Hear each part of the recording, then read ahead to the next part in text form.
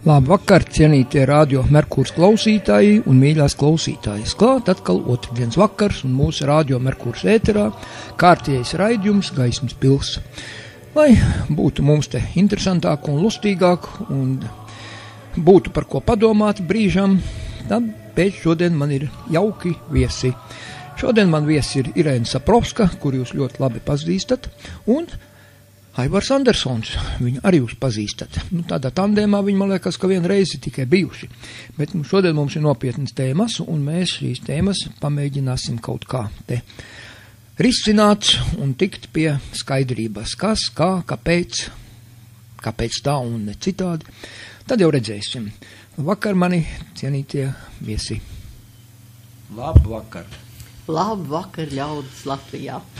Ķersimies lietai klāt. Ko tad, Irēni, kādu tēmu tu tur man tā draudēji, ka tu piegatavos tik biezu, ka grūti būs pat klausīties, bet, liec vaļā no viena gala. Ko tu gribēji? Nebūs grūti klausīties. Es vienmēr uztaisu sistēmu, man viss ir salikts tā, ka ir viegli saprast, tikai, sāksim ar tēmu, ja?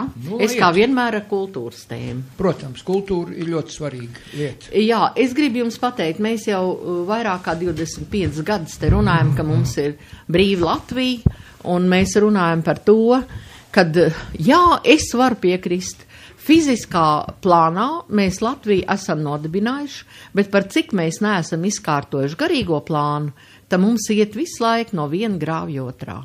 Un kamēr mēs neizkārtosim savus jautājumus, ka šeit būs vismaz jūtam mūsu kultūra, nekas nemainīsies. Mēs dzīvosim tādā zampā un vēlreiz zampā. Un es uzskatu, ka tā ir zampa. Un tad pastīsimies, kas tad tagad notiek, lēni un mierīgi. Ja? Gatavojās pieņemt likumprojektu sakrālā mantojuma aizsardzības finansēšanas likumu. Kur kas grib pieņemt? Likumprojekta izstrāde paredzēta... Irēna, kas taisās pieņemt? Saima. Jā. Likumdevēji. Latvijas, mūsu likumdevēji. Jā, bet klausieties kādu. Lūdzu. Likumprojekts izstrāde paredzēta ministra kabineta 2016. gada 3. maija rīkojums numurs 275 par valdības rīcības plānu deklarācijas par Māra Kučinska vadītā ministru kabineta iecerēto darbību īstenošanai. 71,1 punkts.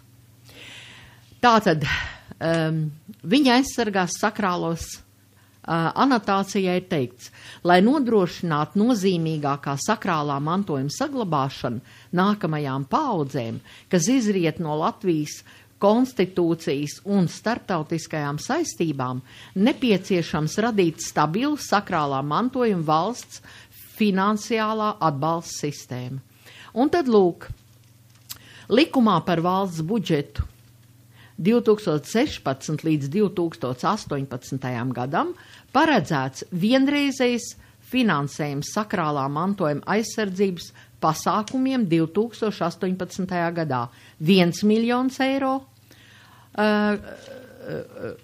apmērā kultūras ministrijas programmā 21.00.00 kultūras mantojums. Ievērojot pašreizējo sakrālā mantojuma pieminekļu saglabātības stāvokli, jautājums par finansējumu programmas turpināšanu 2019. un turpmākajos gados nepieciešams izskatīt attiecīgā kalendārā gada budžeta izstrādes procesā paredzēto finansējumu vismaz uz 2 miljonus eiro gadā. Kultūras ministri Dats Melnbraldi un vīza ir no valsts sekretāra Voldiņš. Voldiņš. Tagad pastīsimies sakrālie objekti, ko viņi taisās saglabāt. Viņi saka it kā arhitektūru. Man ir vienalga, ko viņi taisās. Arhitektūru vēl citādi viņi balsta jau sen, cik es zinu.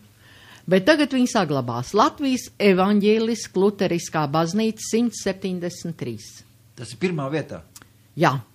Latvijas Romas katoļu baznīcas ir 82, ko viņi saglabās. Latvijas pareizticīgās baznīcas 46.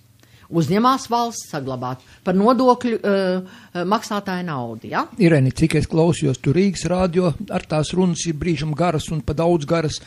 Es sapratu, ka vienas baznīcas jumts, kur tur jūkot kopā, esot vajadzīgi vismaz 100,000 pie šodienas cenām. Jā. Tā kas tad tur vispār paliek pāri, kas tur sadāks? Es tev pagaidu, es te gribu līdz galam pateikt. Tātad Latvijas pareizticīgās baznīca ir 46, Latvijas vecticībnieku Pomoras baznīca ir 16, Latvijas ebreju draudzē 9 sinagogas, 7. dienas adventistu baznīca 1 un Latvijas baptistu draudz 1. Es neredzu, ka šeit būtu kaut kāda Latvijas dievturu draudz sajietnams vai kas tāda nav. Bet pagaidām, tā ir kultūra, tā ir reliģija. Es domāju, ka reliģija no kultūras... Te ir tas lielais joks, un man uzreiz ienāca prātā, es jau taistās, man vizualizējās. Es redzu Francisko Gojas darbu, kur 2 zemnieki, tās ir viņa kapričo, kādreiz te bija viņa darba izstādīta Rīgā, kur 2 zemnieki ar vīzēm, Juri pasties, tur uz saviem pleciem ēzeļus. Tas tik ļoti atbilst šim notikumam. Forši. Ka es pateikšu tā, ja mums ir pie katras kases caurspīdīga kastīte, kur met pa santīmu, badā izbadējušajiem un slimiem bērniņiem Latvijā, kuriem nevar atrast priekš operācijas Saeima deputāti paaugstina sev algas nepamatoti, ka tagad viņi stutēs baznīcu un aizvakar ziņās, ieklausieties, ko viņi saka, kāpēc viņi to darot. Viņi to darot tāpēc, ka partijām ir iedalīti līdzekļi, kurus viņi tagad izmantojot, varot brīvi izmantot kaut ko atbalstot. Un viņi sākot atbalstīt baznīcas tādā veidā, gribot sev dabūt vēlēšanās balss. Un tikai tāpēc viņiem arī tas esot jādara, lai to valsts pārņem šo lietu. Prasa Viņķelei. Viņķele šoreiz ļoti labi atbildēja. Viņķele teica tā, daudz vienkāršāk būtu aizliegt viņiem nedot vispār šādus līdzekļus, un tas būtu daudz vienkāršāk nekā pieņemt šādu likumu. Un pareizāk, viņi saka. Draugi mīļie, tas ir tas ir nonsens. Es nezinu. Es lielāku nelietību, un tagad tā kopš Levits dabūja iekšā preambulā kristietību, kopš tad, ka viņi dabūja iekšā mācīt skolā, kaut gan skola ir 99. pants, saka, baznīca atdalīt no valsts, ministrs bija, kā tas ministrs bija, viņa laikā viņi apējot satversmi, Baštiks ar ministra kabineta lēmumu, viņi izgrūda cauri likumu, viņi faktiski pārkāp satversmi. Un ik uz soļu viņi to dara. Un viņi tur par šie ēzeļi, tur par ēzeļiem paši. Irēni, es neesmu ēzelis, bet es domāju, ka tāpēc gan Knābam, gan Sābam būtu jānodarbojas ar šīm te iestādēm, ar šo jautājumu, ne? Tas ir, ja tagad nevienu tas neuztrauc, ja tagad, saprotiet, jebkuras šīs baznīcas, īpaši kristīgās, viņas ir pārnacionāls. Romai man savā laikā cilvēks strādāja, ievilka telefonu vienā katoļu, teiksim, rezidencē, ka viņš atvēra seifu, un turienes krita ārā paciņas ar naudu. Viņi ir naudīgāki pa visiem iespējamiem. Ebreji 9 sinagogas. Tā ir naudīgākā cilts pasaulē, kura dzīvo no augļošanas. Es nevaru saprast, kādā sakarā mums kultūra noliek malā, un es tūlīt par to arī runāšu. Kādā sakarā es šo jautājumu vispār cilāju, ja? Tāpēc, ka tautai bez kultūras nav nākotnes. Es tev Irēni pateikšu, kādā sakarā. Ja ir auni un aitas, tad ir arī cirpēji. Nu jā, bet zin, to Rainis jau teica, cik ilgi būsiet upurjēri. Viņš saka, celies un ej, ja, un dari. Kamēr viss šitos padevīgos likvidēs. Zini, man atsūtīja tādu filmu. Es tev pateikšu, man atsūtīja tādu filmu. Latvieši ir patrioti vai idioti. Tā filma bija tāda uz kādām minūtēm 5 vai 10, ļoti īsa. Bet tur tāds jauki cilvēki tur runāja. Vieni teica, ka viņi ir patrioti, 2 viņi tur stāvēja no kaut kādas, neatceros, no kaut kādas mūzikas mūsu grupas vai no kaut kādas grupas dziedātāji, viņi to tā humoru atbildēja. Un tad man ienāca prātā, ka ir 2 veidi patrioti. Viena patrioti tie, kas izkarina karogu, un viņi šo sistēmu, kas faktiski faktiski viņi iznīcina tautu uz mūsu pašu zemes, mūs iznīcina. Viņi patriotiski paceļ karogu, viņi ir patrioti par šo. Es negribu iznīcināt šo valsti, bet es ļoti gribētu viņu sakārtot. Es gribētu viņu sakārtot tā, lai šeit jūtās patiešām tas latviets labi jūtās. Bet redziet, kas tagad notiek. Levits dabūja iekšā preambulā kristietību. Un tādu paskatieties, tad, kad mēs pie Catlaka, kas izrādās viņš ir Soros fonda valdē, kam bija izglītības satura centrā, viņš ir vadošais darbinieks, un viņam bija jāizstrādā tie likumības likumi. Es aiznesu brastiņa, viņam ir tiku vesela grāmata. Viss tautsdziesmas mūs tur ir simtiem viņas. Es aiznesu un es teicu, mums nekas nav jāizdomā pa jaunu. Brastiņam pat izkārtojums ir. Viņš atgrūda malā, 3 mēnešus sēdēja, izdomāja 7, 8, pa to laiku naudu ripoja, viņiem maksāja. Viņi izdomāja tikums, kuriem apakšā neviena tautsdziesma nav. Saprotiet, būsim krietni. Būsim krietni. Bet es tev pateikšu, tautas dziesmās ir ļoti labi pateikts. Esi mīļš, esi gudrs, tur ir pateikts, nesunīt kājām spērt, neguntiņu pagalīti. Un pasties, cik ietilpīgi doma, ne tikai tu nedrīkst dzīvam spērt, bet tu nevari ne uguntiņu, ne pagalīta kājām spērt. Pasaka, vai tu pateiksi bērnam, esi krietns. Tu vari viņam izskaidrot bez tautas kultūras mantojuma, kas tas krietns ir? Svešvārds tas viņam ir. Nē, visi tie jēdzieni ir uztaisīti. Faktiski, zini, kas notika, Anderson? Notika tas, ka viņi formāli šo izpildīja pa lielu naudu. Bet teorēt viņš praktiski neies iekšā. Paliks tās pašas kristīgās vērtības, kas mūsu tautu degradē. Uzreiz vienā laidā ar mums Liepājā notika konferences Latvietība un kristietība. Tātad, tas bija 26. oktobrī, tur bija pagājuši gadu, jā. Un tur tika skatīt, cik īpaši un dabiski latvietība un kristietība var mierīgi līdzās pastāvēt. Skaidro Liepājas Svētās Annas evaņģēliskās luteriskās draudzes mācītājs Jānis Bitāns.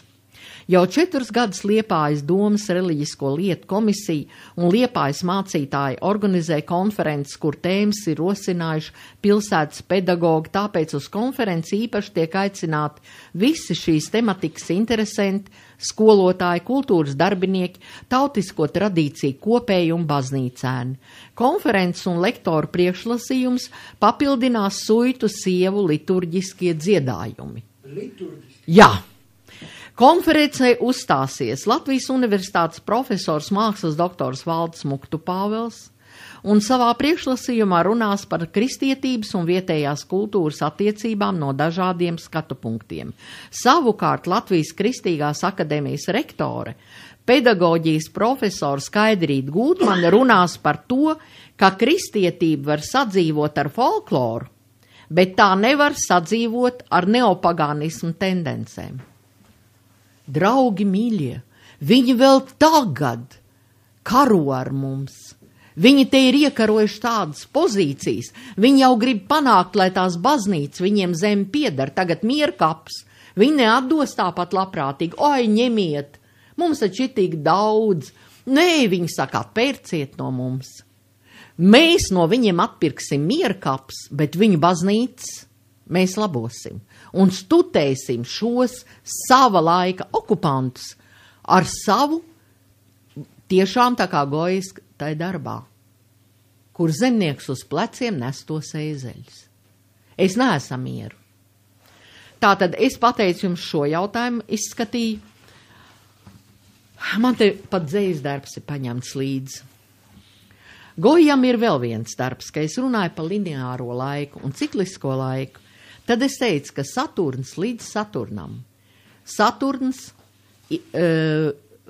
ir tā matrica, līdz kurai viņi mūs ir iepičkājuši. Mēs nemaz līdz saulē netiekam.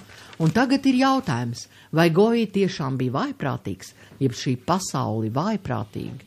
Un Goja viņu perfekti attēloja. Paskaties, Saturns aprīja savus bērnus. Ja? Tā tad viņi mūs vienkārši, tas ir, tie saucās melnie gleznojumi, ja?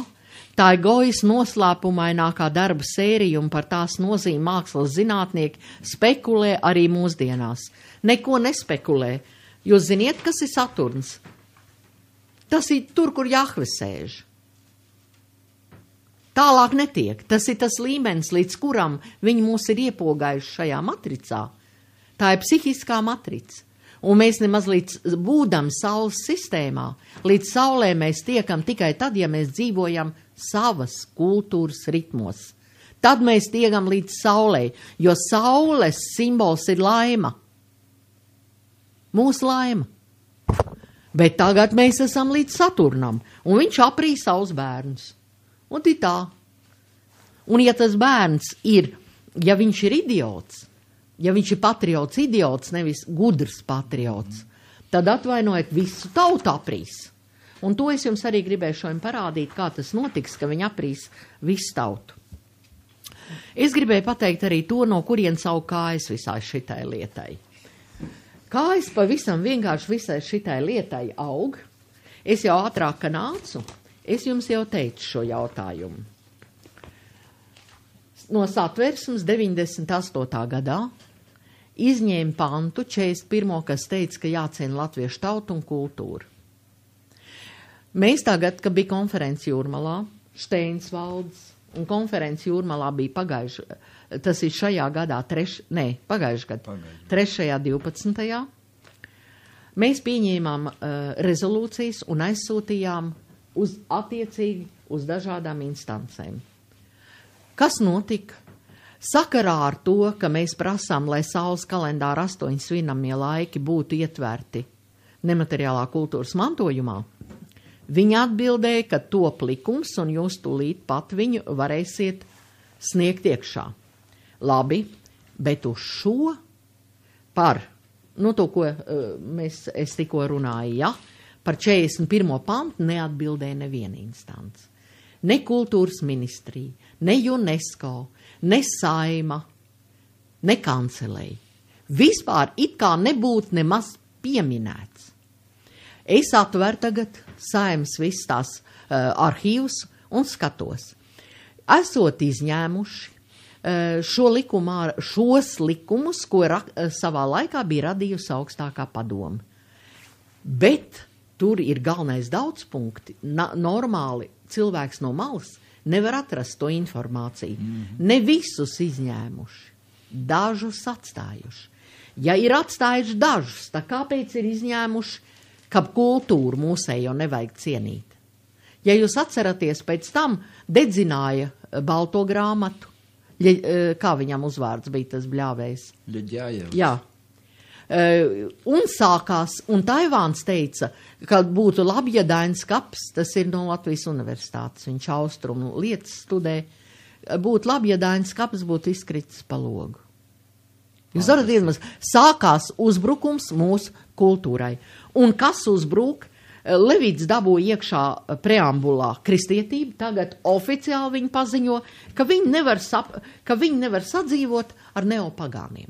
Es esmu neopagāns, tāpēc, ka es gribu 8 svinamos laikus, es saku, ka kalendārs ir kultūras nospiedums tautā, es gribu, lai šeit valda manas tradīcijas un mana kultūra, un viņi ar manīm nevarēs tagad sadzīvot. Tagad kas? Es saprotu, ja būtu inkvizīcija, viņi man noteikti ņemtu priekšā. Kā viņi tagad rīkosies? Kā jūs domājat, puiši? Nezinu, inkvizīcija nebūtu tev ņēmus priekšā. Inkvizīcija ņēma priekšā par to, ka tu pieraksties katoļu baznīcā, atceries tur tā karaliene Izabela Spānijā 1692. gadā, karalu Frederiku, bet neskatoties uz to, ka rādīja, ka iet viņi katoļu baznīcā un ir katoļi, īstenībā viņi gāja uz savu sinagogu, jo tiem bija likt priekšā aizbraukt prom no valsts, nemaisīties pa kājām. Un tie, kuri neaizbrauca, bet gāja uz to sinagogu, tad tos dedzinājumu tiem nodarbojas inkvizīcijā. Bija tāda lieta. Bet par to, ka tu esi neopagāns, es nezinu. Es esmu pagāns no dzimšanas un ne vecpagāns. Neopagāns, to es tāpēc, ka... Tas ir jaunvārds. Es esmu Visu laiku bija pagāns, tagad ir neo. Es esmu parasts Labi, pagāns. es tev varētu teikt, ka tu esi vecais pagāns, bet Vecais, es tev parastais, pateikšu, es esmu neopagāns. Es nejūtos, faktiski jau es arī esmu vecais pagāns. Nu jā, tā ko tad tur mums daudz? Tā, tagad jautājums pavisam par kaut ko citu. Tagad ir ļoti svarīga tēma. Un vēl ir tāda lieta, kad es šo to palasīšu vēlāk, uztaisīsim tādu, vai ne, pārunu savā starpā par šo tēmu, bet es atnesu ļoti svarīgas materiālus, ko es tev ļoti sen. Tagad mēs runāsim par to, kad viņi grib mums nest šos ēzeļus uz pleciem. Viņi ir ienākuši mūsu zemē, viņi ir izpostījuši mūsu tradīcijas, tas nekas, ka 1000 gadu atpakaļ. Man ir ģenētiskā atmiņa, es visu saprotu, ka tas ir izdarīts.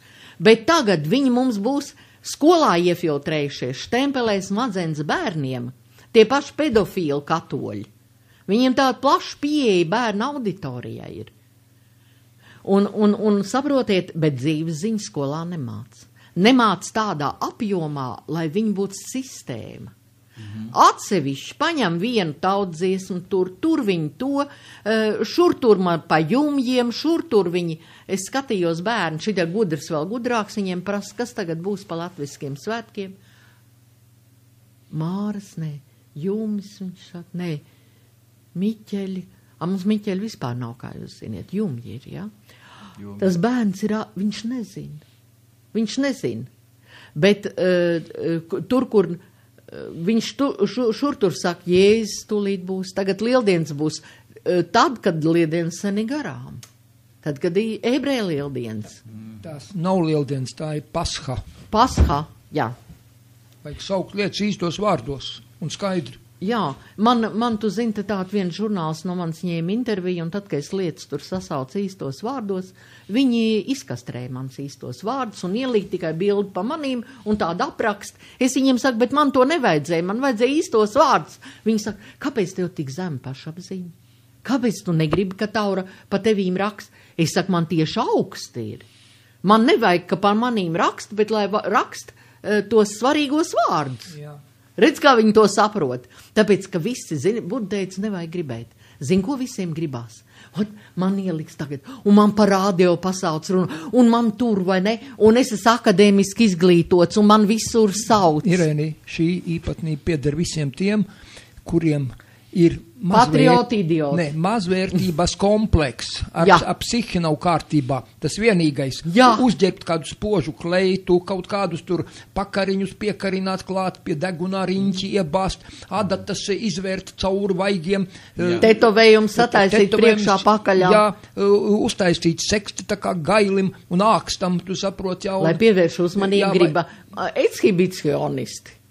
Nu jā, tas arī ir mazvērtības kompleks. Tu saproti, ka viņam nav tās lietas normālā līmenī. Tā kā purinātāji, kas bērniem purina. Tad visi ir slimi. Staigā bariem slimi cilvēki.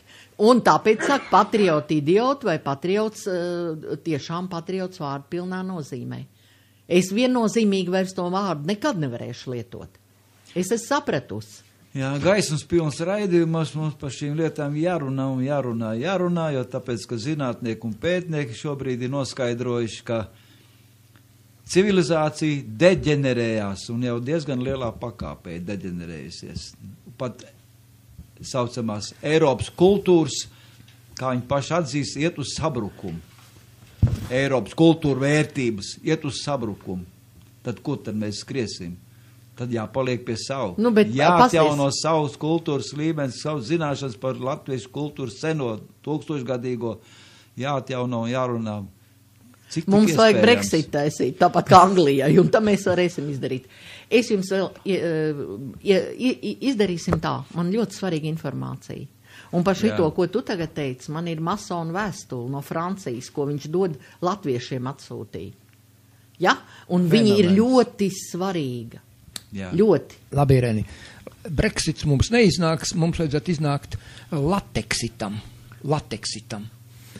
Jā, bet paklausīsimies tagad. Vienalga, mēs varam pat konkursu taisīt uz šito vārdu, ne- bet galvenais iziet ārā. Mums nevajag konkursu. No tās zampas, ja? Mums bez konkursu Kur divi vajag. vecāki Exit, būs, jā. vecāks numur 1, vecāks numur 2, Jā. kur būs puika, kā viņam bija. Karlīna un Jā, un viņš izvēlēsies pēkšņi, Jā. vai viņš grib būt tas vai šitas.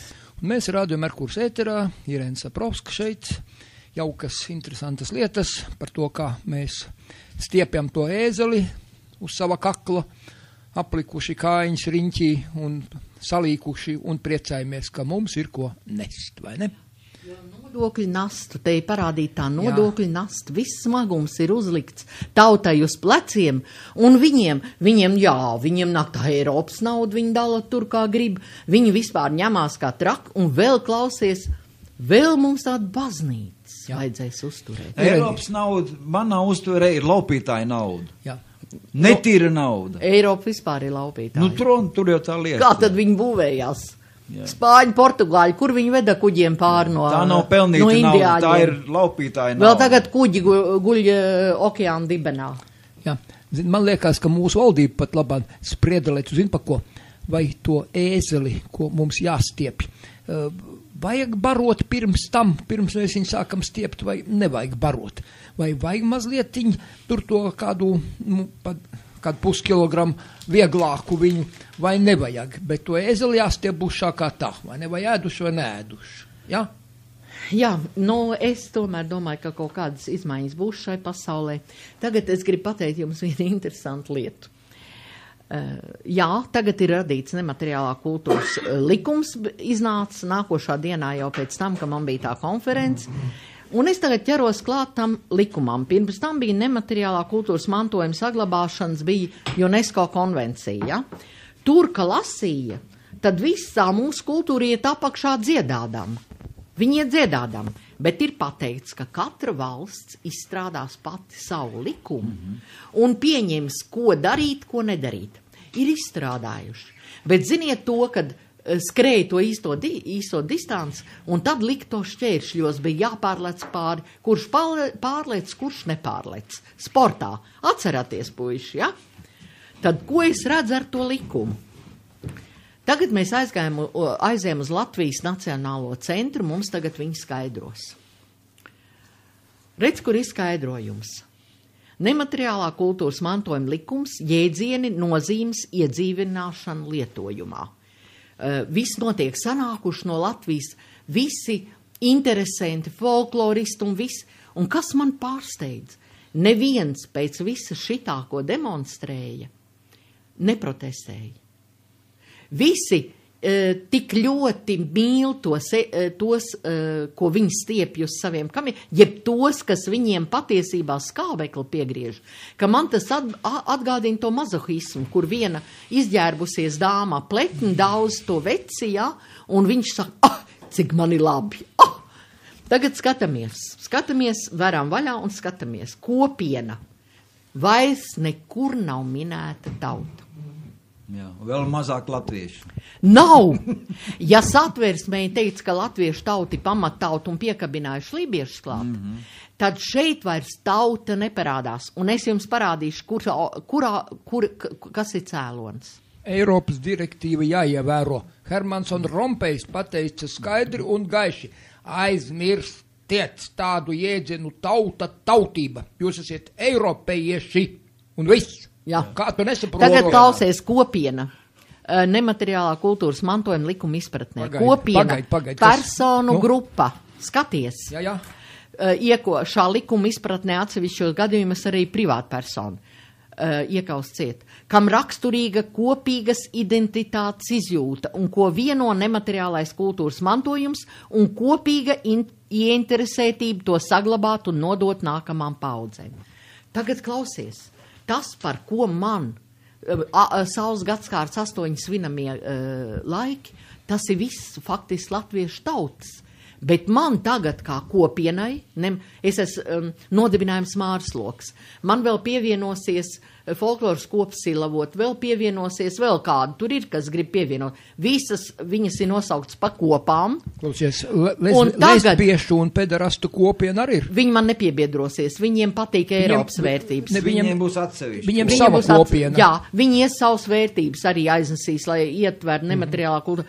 Un man tagad jāiesniedz, jāpierāda, ka tas mūsu kopienai, kaut kādiem cilvēkiem, es nezinu, 150 ir vajadzīgs, un pārējās kopienas nāks, es saprotu tā, ka ir latviešu tauta šeit, un viņa iet ar savu petīciju, ar savu rakstu, ar savu iesniegumu, ka saules gadskārtas svinamie laiki ir kultūras mantojums, jeb kultūras atspulgs tautā, un pārējās, kas šeit dzīvo, poļu kopiena, ebreju kopiena, visas ir kopienas, un tās, ko tu tur minēji, lesbieši un visi tie, ja. Viņas ir kopienas, lai viņas iet tagad, un lai eksperti izskat. Un tagad šajā izpratnē, te ir var izskatīt, reku kopiena parādīts pie galda, sēž kopiena, redziet, sēž kopiena, tas ir tie prezentācijas materiāli, ja, kopiena. Skatāties atkal, Māra Mellēna šito mums visu demonstrēja. Tā, individu kopums valstī vai federācijai arī sabiedrībā kopumā. Cilvēku grupa, kas dzīvo noteiktā apvidū areālā. Cilvēka grupa ar kopīgām interesēm. Miedarbībā esošs atšķirīgu individu kopums.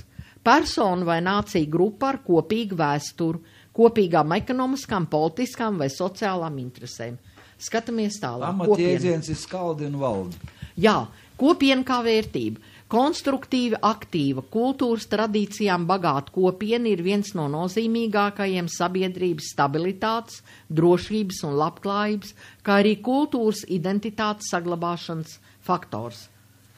Kopiena un NVO, paldies par uzmanību. Šitas ir cauri. Skatāmies nākamo. Nemateriālā kultūras mantojuma likums. Pirmais – kopiena. Kur ir tauta? Kopieni tie, kas kopojas. Tas. Es arī tā saprotu. Man tā liekas vismaz. Es arī. Un man tas tik dziļi aizskar, kad saprot, mēs esam tagad nevis tauta, bet kopiena. Un tagad, draugi mīļie, atbildi man atnāca. Tur vēl bija tāds materiāls nemateriāla kultūras mantojuma saraksta veidošana. Ja? Tad tur vēl bija nemateriālā kultūras mantojuma saraksta izveide jau. Un vārds sakot, tur ārkārtīgi daudz, es vienkārši negribētu to visu cilāt, jo tas viss ir atrodams Latvijas nacionālā. Irenīt, mūsu klausītāji to nav redzējuši un nevar atrast tur, jo citādāk vēl kāds tagad var... Es visu nevaru to izskatīt, jo tas ir pat raku. Pagaidi, visu nevajag, vismaz tos raksturīgākos dažus, jo citādāk jau kāds sāks padomāt, ka būs govju kopiena, zirgu kopiena, aitu kopiena, saproti, Nē, lietī tā, kad es tagad, un tie cilvēki, kas grib mūsu tautas kultūras mantojumu nostiprināt savā zemē, mums nav iespēja. Jo tie ir nostiprinājušās, tu redzēji, mēs tādu balstīsim baznīcas un sinagogas, un mēs balstīsim kristietību, kur ir sveši arhitipi, un nav mums atbilstošas kultūras. Mēs gribam savu, bet mēs tagad skriesim pār šķērš, jo tur būs eksperti, kur lems, vai mēs iedaramies vai nē, un ja sanāks kopā tādi paši eksperti, kādi bija, ka veidoja Latvijas kultūras kanonu, tad tur iekļuva tikai Jāņi, pie tam, pirms tam tie saulstāvi saucās par Līgo, ko jau sen noliec, ka tāda svētku nav. Un tad ir Jāņi, Jānis Kristītājs 23. vai 24. Un tas atkal ir ārpus mūsu kultūras, nekas neatbilst mūsu kultūrai. Un tur bija kursīti Janīna. Man pasauca uz Saimu runāt par kultūras mantojumu. Man Raivs Dzintars iedeva 3 minūtes laika. Kad viņš man ieraudzīja, viņš man mazliet nokautrējās, viņš iedeva 5. Tur sēdēja priekšā jau Catlaks, kurš pie viņiem tur sēž ik pa brīdim. Un tad aizņēma laiku ar to, ka viņš atkal stāstīja, kā viņš izveidoja tās 6, 7, 8, 9 tās likumības nostādnes, kas neko nemaina tautai, jo viņas ir plikas, kailas, nelietojamas. Tas, ko viņš izdarīja, vēl pie tam pa naudu. Es atnāku saules gadskārt latviskajā dzīves ziņā ar visu kalendāru. Kā sēdēja Ringolds Balots, viņš man kādreiz kaimiņš bija. Skatījās griestos, lai neskatītos uz manīm. Janīna Kursīt piecēlās, izgāja, atmeta roku. Tas, ko es runāju, tas viņai ir pie kājas. Tād runāsim par akadēmiski izglītotiem. Janīna Kursīt. Kas notiek ar viņiem? Viņi, godīgi sakot, raksta grāmatas, viņi pēta lietas, bet tādas, kas neko globāli nemaina. Pieņemsim latviešu sētu, jeb latviešu Sibīrijā. Vai tas kopainā maina? Neko nemaina. Un tur viņi ir tik mīļi palikuši cilvēkiem, skrien uz grāmatu atklāšanām, Kursīta Janīna. Es ar viņu biju vienā konferencē Latgalē, ka es pateicu, ka latgaļu valodai jādod zaļā gaisma. Viņi man kā vārnu metās matos. Bet viņi taču pati ir latgalieti. Nu, lūk. Bet kāpēc? Kāpēc? Jā. Tāpēc, ka toreiz vēl par to nedomāja. Tas ir gadus jau 7, 6 apakaļ. Tā pagāja kaut kāds gads 2, ka sāk par to tomēr runāt, un tagad latgaļiem pat iedots radiolaiks. Bet toreiz es toreiz strādāju tādās grupās, un es sagadījos ar viņu vienā grupā, laikam tieši par to latgaļu valodu. Tagad es tev gribu pateikt vēl vienu lietu. Redz, kur jūs redzēsiet suitus. Signa Pujāts suitus jau ir nostiprinājis nemateriālā kultūras mantojumā UNESCO līmenī, Eiropas līmenī. Viņi saņems lielu naudu. Kāpēc? Viņai rokā bībeli, redzi? Viņai rokā bībeli un viņa dzied liturģiskās dziesmas. Kāpēc Gūtman teica, folkloristiem mēs varam saprasties ar neopagāniem? Nē, ir ļoti vienkārši saprotams. Re, kur ir piemērs. Viņi bībeli rokā, padzied un uz baznīcu prom. Bet bramaņi, Ramāns un Dārs Jansoni, neiet baznīcā. Saprot? Tur ir viss tas suns apraksts. Šeit ir visas lietas pa UNESCO. Saraksta izveide. Nemateriālā kultūras mantojuma saraksta izveide. Pastīsimies, kas te notiks tagad. Tā tad ir vajadzīgs, tā iekļaušanai ir vajadzīgs plašs attiecīgās kopienas atbalsts un līdzdalība. Tagad, ja mani plaši neatbalstīs, kaut gan konvencija teica, pat viens cilvēks ir vērtība, ja viņš. Ja man tagad plaši, viņiem ekspertu komisija, viņi plaši neatbilst. Vai ir kāda mērvienība, kas nozīmē? Ja, nav mērvienība, bet akadēmiskie, jeb tie, kas sēdēs, tā ir tā barjera, aiz kuras mani var atstāt. Oficiāli. Eksperti tā nolēma. Tagad skatāmies nākošo lapu. Es jau te pasvītroju, lai liek nav jārunā, ja? Nemateriāla kultūras mantojuma padomu būs, ja? Kur izskatīs, vārds sakot, būs padome, kura pieņems un izstīs visu to darbu, ko es iesniegšu. Tas ir ļoti liels darbs. Un man tas jāizdara līdz 31. jūnijam. Un nevis vienkārši tā saules gadskārt jumji, bet darbībā. Visas darbības, kas notiek jumjos, man jāparāda. Tagad kārtība nemateriālā kultūras mantojuma elementu pieteikšanai. Katru gadu līdz 10.1. izsludina pieteikumu iesniegšanu. 2017. termiņš ir 30. jūnijā.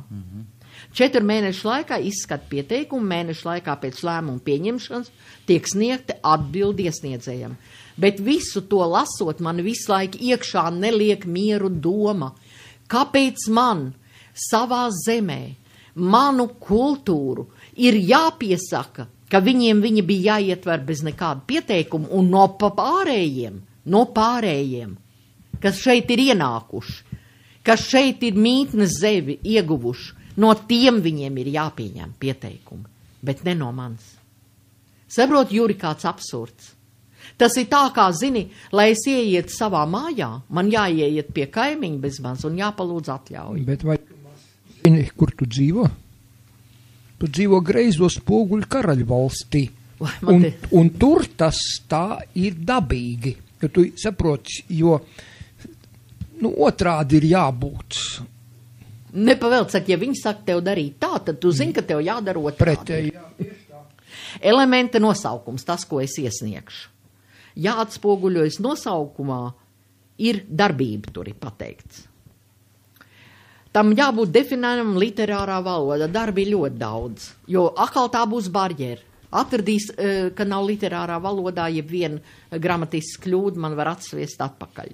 Tālāk elementi piederība kādai no nemateriāla kultūras mantojuma jomām.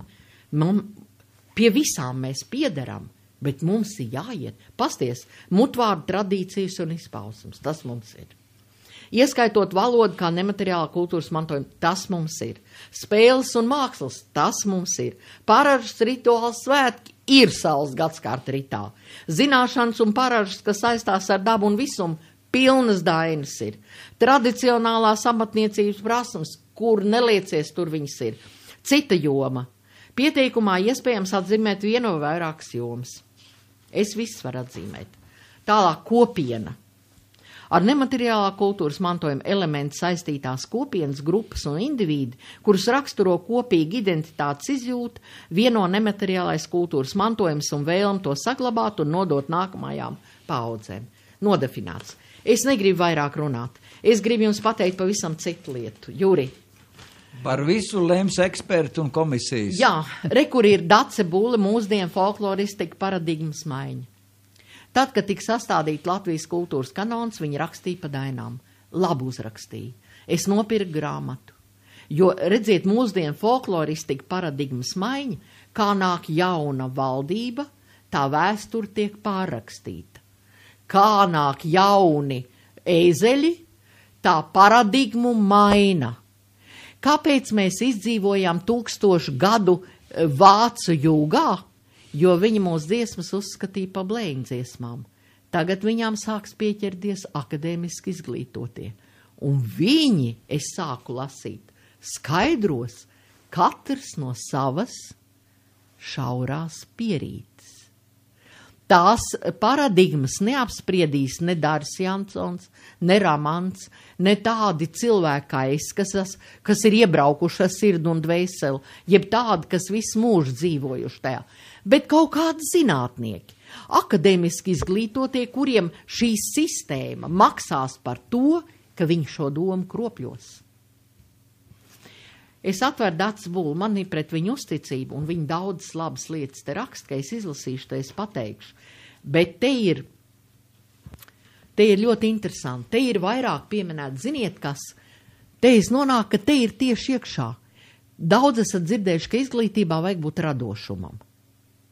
Tas arī ir viņa izgudrojums, tas ir te iekšā. Kopienas, tas ir te iekšā. Un viņa parāda, kurā brīdī sākās. Pēc otrā pasaules kara folkloru nevarēja saukties vairs par folkloru, tāpēc, ka folki tauta. Vāciski tas ir. Jā, vāciski. Jā, jo viss, kas ir vāciski, tas asociējās ar fašistiem, ar nacistiem un tā tālāk, jā. Tagad izskata Vāciju, Ziemeļvalstis, Somiju to, izskata Ameriku, indiāņu kultūru ceļaugšā, un arī Eiropas un mūsu, ja, Dace apskata. Kas ir interesanti? Lūk, sakarā ar to, ka nacisms bija, un folk nevar vairs neiet krastā, un folk tas ir pārāk plakani, tagad vajagot pielikt visādas citādas zināšanas klāt, lai iztaisītu lielu apjomu, lai tur varētu kāju nolaust, lai saprastu, vai tas ir labi, vai tas ir pareizi, jo tulkos ļoti daudz akadēmiski izglītot cilvēki. Un, ziniet, viņi ir iemācījušies, kā padomu laikā partijnieki runāja. Runāja, un galā neko nepateica. Runā, tie filozofi arī. Runā, viņi ir izrunājušies, un auditorija sēž. Tā kā un, ja? Un, ko? Neko. Gudrs runāja, akadēmiķis, priekšā drpr un viss pārējais tā kā vajag. Bet tagad pastīsimies vienu interesantu lietu. Ko tad Dacīte raksta? Un man jāsaka, ka tā Dace Bulle būs vērtīga grāmata izdevums, mums būs kur atspērties. teikšu jums godīgi. Pāris teikums no viņas grāmatiņas. Folkloristika pusotra pastāvēšana gadsimta laikā ievērojami mainījusi savu veidolu. Ja salīdzinām to nozari, kura radās reizē ar terminu folkloru izgudrošanu 1846. gadā, un to, kura pastāv šodien, šķiet, ka abām visai maz kopīga.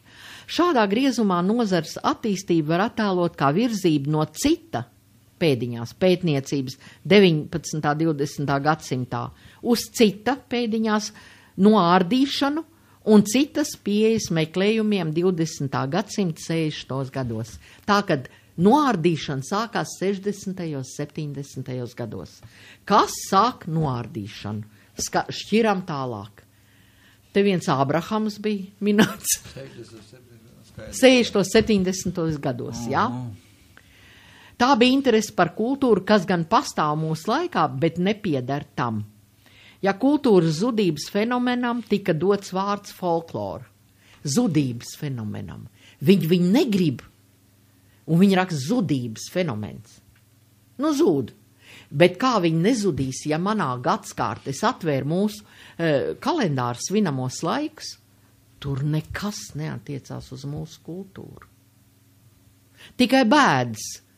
25. mārts izved, tad mums holokausti jāatzīmē ar melnbantu uz karogu, tad Lāčplēšdiena tikai cīņas, zaudējuma, asaras, tas ir ietverts, bet mēs bijām prieka pilni ļaudis, un tas viss bija redzams mūsu tradicionālajā kultūrā, svinamajos laikos, kā mēs svinējām. Mēs izdejojām kurpju, ne jau vīzes, tomēr viņš nevarēja ciest šo vārdu, ne vīzes. Vīzēs viņi mūs iebāza, kad iedzina nabadzībā. Kurpes bija, skaistas kurpes bija, puikām bija zābaka ar piešiem. Meita zābakos lika naudas gabals, kad meitām dejoja, lai vairāk skan. Meitas bija tā graznotas, ka no viņām kilogramiem smagas rotas ņēma nost. Varat iedomāties? Un beigās mūs pataisīja par kaut kādu, godīgi sakot, idiotu patriotu. Kokos dzīvo un cērns grauž, ja? Bet es nolasīšu vienu interesantu, ko tomēr atļāvās ļoti ilgi ziemē tas Amerikas pētnieki, saprasdam, cik indiāņiem kultūra ir fantastiska. Viņi tomēr ar pietātu pret to izturējās. Un tāda Linda Dega, nedaudz hiperbolizētais folkloras uzvaras gājiena tēlojums mūsdienās. Folkloras zeļ un plaukst mūsu acu priekšā, viņa raksta. Masu mēdīja atsvabina folkloru no tās agrākā piesaistījuma tā sauktajām sabiedrības zemākajiem slāņiem. Kāpēc tautsdziesmas izdzēma? Teica, tie zemnieki, tie jau tur tās blēņdziesmas dzied. Ja? Tagad piesaista pie zemākiem slāņiem neizglītotajām masām, ka tikai tie bija ar folkloru apsēti. Tā ir kopīgs kultūras, viņa saka, tā ir kopīgs kultūras īpašums, kas atklāja mūsu domāšanu, ticību, sapņus un veidus, kādos izsakām savu identitāti. Mēs esam jaunas ēras aculiecinieki, tādas ēras, kurā folkloru iegūst spēku un prestīžu kā autoritatīva balss, urbanizētās un industriālās tautas balss. Respektīvi, viņi grib pateikt to, ka folklora neiznīks. Un es viņai saku tiešām, folklora neiznīks, jo viņi ir saskaņā ar dabu, viņi ir saskaņā ar pareiziem ritmiem un tā tālāk un tā tālāk. Un šeit atrod tālāk to grāmatu cilājot arī par kopienu. Ko mums? Jā, mūsu kopiena pēdējās. Latviešu kopiena, ko gaida? Kopiena, jā. Jo tauta priekš Eiropiešu izpratnes ir jau Folk vairs nedara. Noziegums. Jā. Nu, ko darīt? Tik tālu mēs esam tikuši, bet es domāju, ka vēl mēs neesam galīgi atdevuši savas pozīcijas, galīgi neesam iznīkuši, un es ceru, ka te kaut kas tāds svarīgs un liels notiksies, kā rezultātā mums lielākā daļa tautu tomēr pamodīsies. Kā tev ir, liekas? Pamodīsies? Noteikti. Pamodīsies, Cik te var gulēt? Nu jā, kad kauls sāk spiest un sāpēt, tad jāceļās ar augšā, jāsāk kustēties, vai ne? Es vienam puisim saku, viņš pie manis atnācis pārunām, es saku, zini, man nav daudz ilgu laiku atlicis, no manis jau smilts birst. Viņš saka, jāirēn, bet zelta smilts. Tā kā, no mums birst smilts, bet zelta. Es pateikšu tā, es turpināšu to tēmu pa kopienu, Dace Bule, mūsdienu folkloristika, paradigmas maiņa. Te ir tāda sadaļa nozars, identitātes jautājumu. Tad ir apakšrakstīņš, debats par nosaukumu maiņu. Tātad jau kā mainīt nosaukumu folkloru. Jau debatēt. Te ir dažādi priekšlikumi. Un te tāds Ābrahams un visi tie un viņiem ir priekšlikumi. Un tad ir folkloras definīcija. Likumsakarīgi, ka folkloras definēšanas un pārdefinēšanas mēģinājumi nekad nepamet nozars intelektuālo norišu skatū, īpaši aktivizēdamies krīžu un pārmaiņu brīžos. Redziet, es nevaru jums visu lasīt, es lasīju, es domāju, cik labi, ka viņi to grāmatu ir uzrakstījis tā Dacīti, ja? Lai sveika Dacīti ir. Tā tad visādi grib pārstāvot, bet kas tagad skatāmies? Radikālās izpratnes paplašanāšanās aizsākās 60. 70. gados. Tā. Ar folkloras piesaisti saziņai, darbībai, uzvedībai un tās noenkurošanu cita tipa sociālajā vidē. Empiriski pierādīdamās un apzinādamās grupas vai kopienas pretstatā romantizētajam tautas konstruktam. Re, kur ir atbilde? Pretstatā? Jā, pretstatā. Un mūsējie žigli, viņiem bija tiesības uztaisīt nemateriālā kultūras mantojuma likumu un nedarīt to.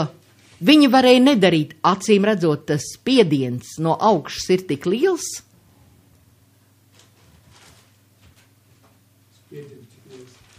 Ka viņi saprot, un tad vienmēr, Juri, ka mēs te cilājam tie vainīgi, un tie mums ir vainīgi varbūt, un tie ir sadarījuši. Vistrakākais ir, ka zaglis ir tavā mājā. Vistrakākais, ka kolaboracionists ir no tavu vidus. Vistrakākais ir nodevējs, kas tev stāv blakus. Un tas patriots, idiots, kurš nesaprot, kad šeit mēs esam uz šai saulē tikai viesos. Un kad tu aizies pie tā Dieva, ko mēs mēdzam teikt, tu stāvēs kails viņu priekšā un atbildēs pa visu, ko tu savai tautai esi sadarījis. Kopienas. Iedzīvinās mums te kopienas. Nebūs vairāk tautu, bet būs kopiena un grupa. Tas ir kauns, tas ir šausmīgs kauns. Tas nemateriālā kultūras mantojuma likums, tas ir kauns pa visu ģīmi. Un es tagad pat domāju, vai man vispār iesniegt, jeb celt tautu uz varoņdarbu un šitos ēzeļus no savu pleca nocelt. Es domāju, ka tas variants ir pareizāks. Jo mēs ar viņiem nevaram izcīnīt. Viņiem nāk Eiropas nauda. Viņiem gribās krēsls, viņi kā buldogi iekrampējušies. Viņi darīs kā catlaks, iedomājies. Viņš ir Soros valdes loceklis. Un tad viņi zina, ko peļ. Viņi Putinu peļ, bet Putins aizliedz Soros organizāciju. Putins nevalstiskās aizliedz, kas barojās no Soros naudas. Putins aizliedz homoseksuālismu savā zemē. Tad zini to, pārstājiet naidu taisīt pret citām zemēm, bet mācaties no viņiem un dariet labas lietas savā zemē. Tā es gribētu teikt, tiem ēzeļiem, protams. Tā ir uzmanības novēršana no Jā, tā, protams. kas notiek mūsu pašzemē. Tāpēc jau mums ir visādi jandāliņķi. Jā. Lai novērstu uzmanību no pašu problēmām. Te jau bija vienā raidījumā. Viņš saka, mani bērni gāja cīnīties un aizstāvēt Gruziju un tā tālāk. Redz, kādi mēs patrioti. Bet vai viņa bērni cīnās par to, kas te notiek Latvijā? Vai viņi cīnās pret šito varu noziedzīgo? Atklāt sakot, pilnīgi noziedzīgu varu. Nemaz nerunājot, tu jau pieminēji atkal satversmes pārkāpumu. Mums jau ir uzskaitīti tie bezgalīgie satversmes pārkāpumi. Un pats pirmais pārkāpums, ar ko iesākās, ir vēlēšana likums. Jā. Absolūti pretrunā ar satversmes būtību un jēgu. Nu, tad kur tad tālāk braukt? Anderson, vai tu zini, ka ir tāda valsts Butāna, kura nerēķina pēc IKP dzīves līmeni, bet pēc laimes formulas, vai cilvēki ir laimīgi šajā zemē. Un zin, ko viņi ir izdarījuši? Viņi ir atteikšies no bruņošanās. Un es tev pateikšu vienu lietu. Kamēr mēs nemainīsim pašu savu domāšanu, viņi mums visu laiku uzdzen bailes, ka mums tagad uzbruks te nezino kurs. Un ieved vecos savus tankus, mēs pērkam pa savu naudu. Un 2% no budžeta, ka nav ne bērniem, ne skolotājiem, nekam. Un, ka es biju uz masonu izstādi, tad bija atvērti viņa statūti. Un tur bija rakstīts, iestājoties šajā organizācijā, apņemamies nekārtot sociālos un nacionālos jautājumus. Saprat domu? Jā, un es to tūlīt nolasīšu jums to masonu vēstuli, kur tas ir skaidri un gaiši pateikts. Jā. Tagad es pievērsīšos vēl tam, kas man te ir atzīmēts. Tātad nozares izpētes priekšmets, folkloristika, kā viņi pētīs. Kopīgais iekavās grupai vai kolektīvam piederīgais. Tātad tauta ir patiešām izsvītrota. Tā, te man ir pasvītrots. Vācijā izdomājuši folkskunde, tautas māksla, pārmainījuši. Tas ir to nosaukumu maiņa, jā. Analizē kultūras vērtību pārnesi, ieskaitot arī iemeslus un procesus, kas to pavada. Viņi to paši grib pie mums izdarīt. Kad kristietība, tā ir kultūra. Rekur kājas aug. Paskaties. Tas objektīvajā un subjektīvajā formā, respektīvi. Tātad tā pārnes. Tas mērķis ir risināt sociāli-kulturāls problēmas un nevis tautas intereses. Tātad tauta, jūs jūtiet, draugi, miļie, tauta ir nolikta malā. Iekļaujot folklorista redzeslokā arī masu kultūru un populāro kultūru. Par tradīciju, ko viņi te saka, ir otrs, bet patiesībā galvenais jēdziens, kas sacensībā ar folkloru pretendē uz nozares priekšmetu nosaukumu. Tad ir radošums. Tas, ko es saku, tad visu laiku es domāju, ko kad ar tiem skolotājiem runā, un viņiem tagad ir jāsaprot. Radošums. Tas nozīmē tradīciju atmetiet. Un radoši tikai radiet un radiet kaut ko jaunu, bezjēgā neko. Jo, ja bērns nav audzis uz tradīciju, ko viņš var radīt? Čiku un neko vairāk. Masu kultūru. Atliekšu grāmatu malā, es viņu neesmu pabeigusi lasīt. Bet man ir ļoti interesanti tagad tā masonu vēstule. Jā. Tās ir vienkārši brīnumaini interesanti, jo... Un interesanti vēl ir, kā Zālamans atstājis savam dēlam bija, kā apmaut mūs un kā ar maģijas palīdzību mums izsist viss no zem kājām. Tas ir nākamais. Tagad būs atklātā vēstule pasaules pilsoņiem. Kas viņu adresē? Vēl viņu adresē A.M.O.R.C. Tas ir Rozenkraicer ordens. Franču valodas jurisdikcijas vārdā Serš Tusēns, lielais maģistrs. Uz Latviju. Atrada Rozenkraicer mājaslapā. Ar šo atklāto vēstuli es lasu tagad saturu. Es lasīšu ne visu, jo tas pagaru būs, bet es pastrādāju atzīmēju galveno, kas būtu jāzina. Ar šo atklāto vēstuli vēlamies vērsties pie jums, jo uzskatām to par vajadzīgu un nepieciešamu. Mēs labi saprotam, ka vārdi, kuri sacīti zemāk, netiks uztvert vienprātīgi un var izraisīt nesaskaņas, noliegumu un pat kritiku. Dziļi cienot uzskatu brīvību, mēs atstājam katram tiesības spriest par zemāk sacīto saskaņā ar katru pārliecību. Tālāk minēto vārdu nopelns būs vismaz tas, ka par tiem varēs aizdomāties gan tie, kas rakstītājām piekritīs, gan tie, kuri zemāk minēto nolieks.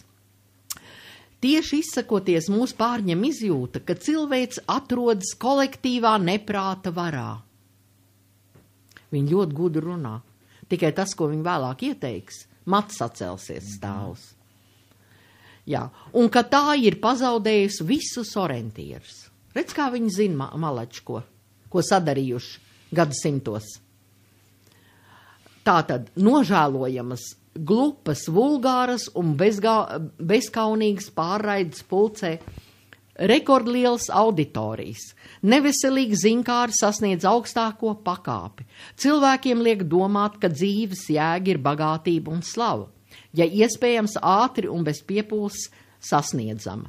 Vardarbība jau visur esoša mūsu ikdienas dzīvē tiek cildināta televīzijas kanālos un kino.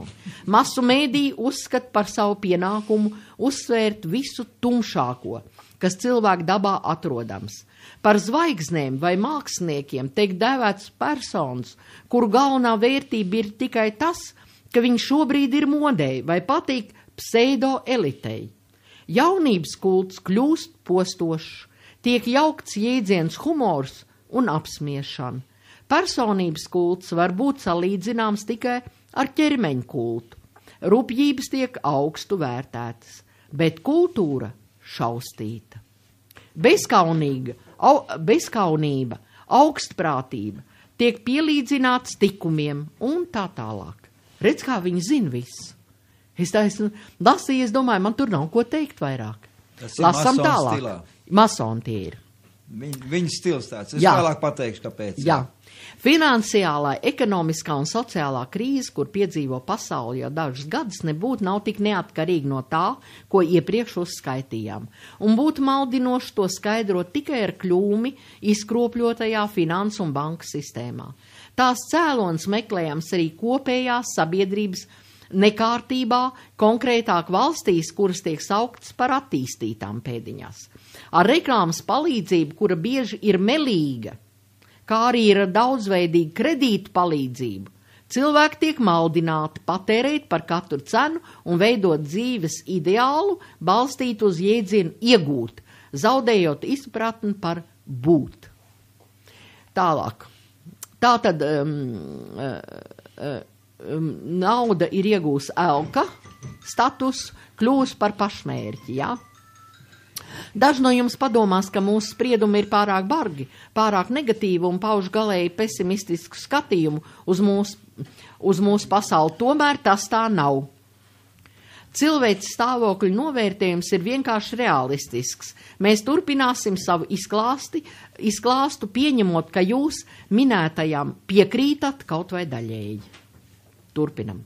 Svarīgi saprast, kāpēc pasaule ir nonākuši šādā situācijā. Uzskatām, ka tas notiek tāpēc, ka mēs pakāpeniski grimstam galējā materiālismā. Tā. Dzīves mērķis būtu maksimāli materiālo labumu un juteklisko baudu gūšana. Tas ir dzīves mērķis. Tā rīkojoties tiek stimulēts cilvēka dabas pašas egoistiskākās šķautnes, tāda kā vēlme iegūt, valdīt, izlikties un tā tālāk. Bet te viņi ļoti labdos par reliģiju pateiks. Paklausīsimies. Ja jūs piekrītat šādam redzes viedoklim, jūs piekritīsiet arī tam, ka nav cits alternatīvs šai elišķīgai spirālē, kā atgriezt cilvēcei cerību par labākiem laikiem. Vai cik skaisti vārdi. Aplausi. Kur ir Anderson? Aplausi. Tā. Pacelties līdz līmenim, kurš ir cienīgs sauties par civilizāciju. Ja tas nebūs izdarīts, vispārējā krīze, ar kuru saskārusies cilvēks, vēl vairāk padziļināsies un novedīs pie vēl lielākām grūtībām, pārbaudījumiem un ciešanām. Šāds bija aicinājuma mērķis, kādu mēs izteicām Rozes un Krusta brālības pozīcijā, manifestā, kurš tika publicēts un izplatīts 2001. gadā. Tālāk. Laika gaitā cilvēki radījuši pasauli, no kuras paši sevi ir izslēguši. Mūsdienu sabiedrībā esam kļuvuši pārāk atkarīgi no informātikas iekārtām, kuras aizstāja cilvēkus tur, kur tam nav nec nepieciešamība, nec labumu. Rezultātā sabiedrība ir dehumanizējusies, un no tās ir izveidota telpa izdzīvošanai, kur cerība piekāpusies un devusi vietu bezizējai.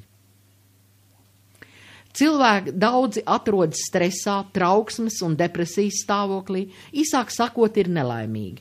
Bez jebkādām šaubām sabiedrības attīstības līmenis ir mērāms ne ar tās tehniskajiem panākumiem vai zinātnisko izpētes līmeni, bet gan ar visu tās locekļu reālu labklājību un prieku, kādu cilvēki jūt dzīvojot kopā.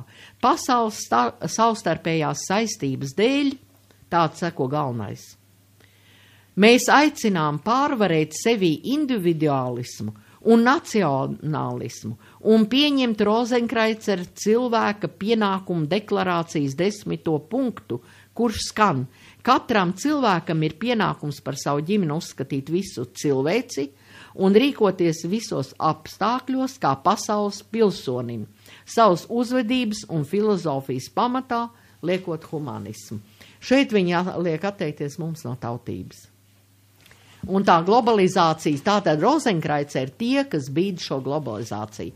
Un tagad mēs varam padiskutēt, un es vēlāk pabeigšu. Te ir ļoti labi, ko viņi saka par reliģiju. Un es nolasīšu to vēstuli līdz galam. Nu, bet es cik saprotu, tad mūsu bijusi prezidente Vaira Vīķa Freiberga ir īsta Rozenkreiceriete. Kā viņi ievēro šos viņu noteikumus vai kanonus vai kā viņi mūs taisa pa pasaules pilsoņiem. Var cikot, viņa pārģerbjās latviešu tautas tērpā, taisa viņai Siguldā tur no ziediem kalnus taisa, ja, un īstenībā... Bet tu zini, kādu zīmi viņi tur lika pakājē? Jā. Dāvids Zvaigzne. Jā. Nu jā. Tas bija tad, kad mēs pirmo reizi tur rīkojām Jāņus. Momentā Naumovs no Mākslas akadēmijas jau vēlāk atradām internetā, kad Naumovs ar dombiedriem, droši vien arī Calms tur bija, izdomāja, iedomājas kādu Naumovam teikšanu, ja viņa var prezidenti nolikt pļavā pie kalna un likt viņai likt ar ziediem Dāvidu Zvaigzni. Un tu vari iedomāties, kādi ir patrioti idioti, kur nes to puķi viņai. Man meita aizbrauc vecākā pastīties, viņa teica, mamma, 6 ar zvaigzni viņa liek. Nu tā, un mums viss caur šitā iet. Kad man bija Mārzem, man vienreiz parādīja kaut kādā sakarā tur pa televizoru, tā bija tāds raidījums, ka sauc visus tos partijas līderis, tur bija Ančāns un viss sasaukt un tur runājās. Un tad man kaut kur kultūras vadītāji teica, redz, Irēna, ja mēs pa tevīm balsot, ja tev vienmēr rādīt šitā televīzijā, mēs pa tevīm visi balsot. Es domāju, redz, cik šausmīgi. Viņi lasa programmu, viņi redz, ka laba programma, tas neko nenozīmē. Nerāda televīzijā, par radio nerunā. Bet kam pieder radio un televīzija? Kam pieder? Kam pieder? Ai. Pastīsimies, ko viņi saka tālāk. Sakot, iedvest vairāk garīgumu, mēs domājam, ka visu cilvēku intereses ir atjaunot saikni ar Dievu. Šī jēdziena mistiskajā nozīmē, jo labi zinām, ka liela daļa no jums nekad nav piekrituši vai vairs nepiekrīt tam, ko šajā sakarā ir runājušas vai runā reliģijas, kuras mēs, protams, cienām. Gadsimtiem ilgi, ja ne 1000 gadiem, tās attēlojušas Dievu kā pārcilvēku, kurš valda debesīs un nosaka mūsu likteni, ieskaitot arī nāves laiku. Šādi reliģiju priekšstati mudina ticīgos pildīt viņa gribu un meklēt glābiņu ar attiecīgās mācības palīdzību. Tomēr, kā rāda pieredze, šādas ticības izpausmes cilvēku nedara nedz labāku, nedz laimīgāku. Tas lielā mērā skaidro, kāpēc daudzi ticīgie attālinās no reliģijas un kļūst pat par ateistiem. Bet vai viņi kļūst apmierināti? Tā, piekrīt viss vai ne, tomēr katram no mums ir dvēsele un piemīt garīgā daba. Un tad kas gan būtu darāms? jāpārskata savi priekšstati par Dievu un attiecīgi jārīkojas. Kas attiecās uz mums, tad mēs viņu redzam kā saprātu, apziņu, enerģiju, spēku, kurš atrodams visā radītā pamatā. Kā tāds viņš izpaužās pasaules uzbūvē, kā arī paši cilvēki saskaņā ar nemainīgiem un pilnīgiem likumiem. Un tieši šo likumu izpratnē un ievērošanā meklējama laime, uz kuru mēs tiecamies, ir pienācis laiks pāriet no reliģiozitātes pie garīguma, pāriet no ticības Dievam pie dievišķo likumu izprašanas. Tas ir dabas likumu, vispārējo likumu, garīgo likumu izprašanu. Tas ir mūsu dainās. Rekur, bet viņi grib mūs atkal ievilkt labirintā, citā nodalījumā. Saproti? Kaut kādā savā. Bet mums ir savs, un mums viņiem jārāda 3 pirkstu kombinācija. Tā tad viņi te runā par tā reliģiju tomēr, un tas, ko viņi nosauc, tas viss ir mūsu dainās. Bet tā par Sokrātu, ko tu viņš ir teicis? Mēs uz zemes esam tādēļ, lai taptu pilnīgi un atmodinātu tikumus, kuru atdzīvina mūsu dvēseli. Tajā slēpjas mūsu esības jēga, mūsu kopējais uzdevums. Tas ir mūsu tautsdziesmās. Atkal, tagad skatāmies tālāk. Mēs atrodamies uz zemes ne tādēļ, lai ciestu, pat ja tas ir kāda hipotētiska pirmatnēja grēka dēļ, bet tādēļ, lai iepazītu laimi un pakāpeniski paceltos ar vien augstākā apziņas stāvoklī. Un ja pasauli jūtas slikti, Dievs šeit nav vainojams, tāpat kā velns, kurš principā nemaz neeksistē. Vainojami paši cilvēki. Ļoti pareizi. Un vainojami ir mūsu tie kristieši, kas ietais svešiem arhetipiem, un kad runā par dainām, tad viņi saka, pagāni jūs esat. Tie patrioti idioti. Neko darīt. Un tagad skatāmies tālāk. Un tad no mūsu redzes viedokļa mūsu dzīve nenoslēdzas ar to, ko pieņemt saukts par nāvi. Tātad viņi saprot, kad ir kaut kas tālāk. Ja jūs vēlaties, lai tā atbilst jūsu dārgākajām cerībām un kļūtu visiem cilvēkiem par mieru, harmonijas un brālības vietu, apvienosim savus pūles jaunas cilvēces veidošanā, kļūsim par jaunās civilizācijas. Un te skan globalizācija. Un te jau sākās. Un te ir globalizācija. Un tas ir franču valodas jurisdikcijas vārdā Serge Toussaints lielais maģistrs. Lūk, draugi mīļie, mums ir tik daudz mošķu zemē sanākuši. Un tad vēl ir tas, ka mums ir tāds visādi pulciņi, visādas biedi, katrs kaut ko citu čubina, var caut skalu un valdi. Un visas tie čubinātāji radīti tikai tāpēc, lai mēs nevarētu apvienoties ap kopējo, ap savu kultūru. Un katrs čubina kaut ko citu. Budisms, krišnaisms, ezotērika, vēl kaut kas. Man vienkārši smiekli nāk. Ja man piedāvā kaut ko es neesmu visādājis, es saku. Man ir savas lietas, es varu paklausīties, ko jūs tur runājat, bet vai man tas ir vajadzīgs? Tas jautājums būtu jāuzstāda katram. Un tagad tā ir īsta masonu vēstule, jo masoniem mācību grāmatās ir rakstīts skaidri un gaiši. 70% jāraksta tieši tas, kas mums ir vajadzīgs tur tiem. Jā. Tas ir mums, es runāju par mums tagad. Un tur pašās beigās jāieliek tā klimpa, kas jānorīja. Jā. Un te ir tā klimpa, ir globalizācija, domāsim visvienādi, un būsim monoteisti, ar vienu dievu priekšgalā. Redzi, tā ir tāda verdzības iekārta modernā, kur tas vergs tagad, viņam nav, tad Latvijā viss, un galvenais tie patrioti idioti, ja? Vai tu viņi neredz, kad Latvijā viss ir iznīcināts? Tur tajā vēstulē tieši tas ir uzrakstīts, ko mēs visi jau zinām. Jā.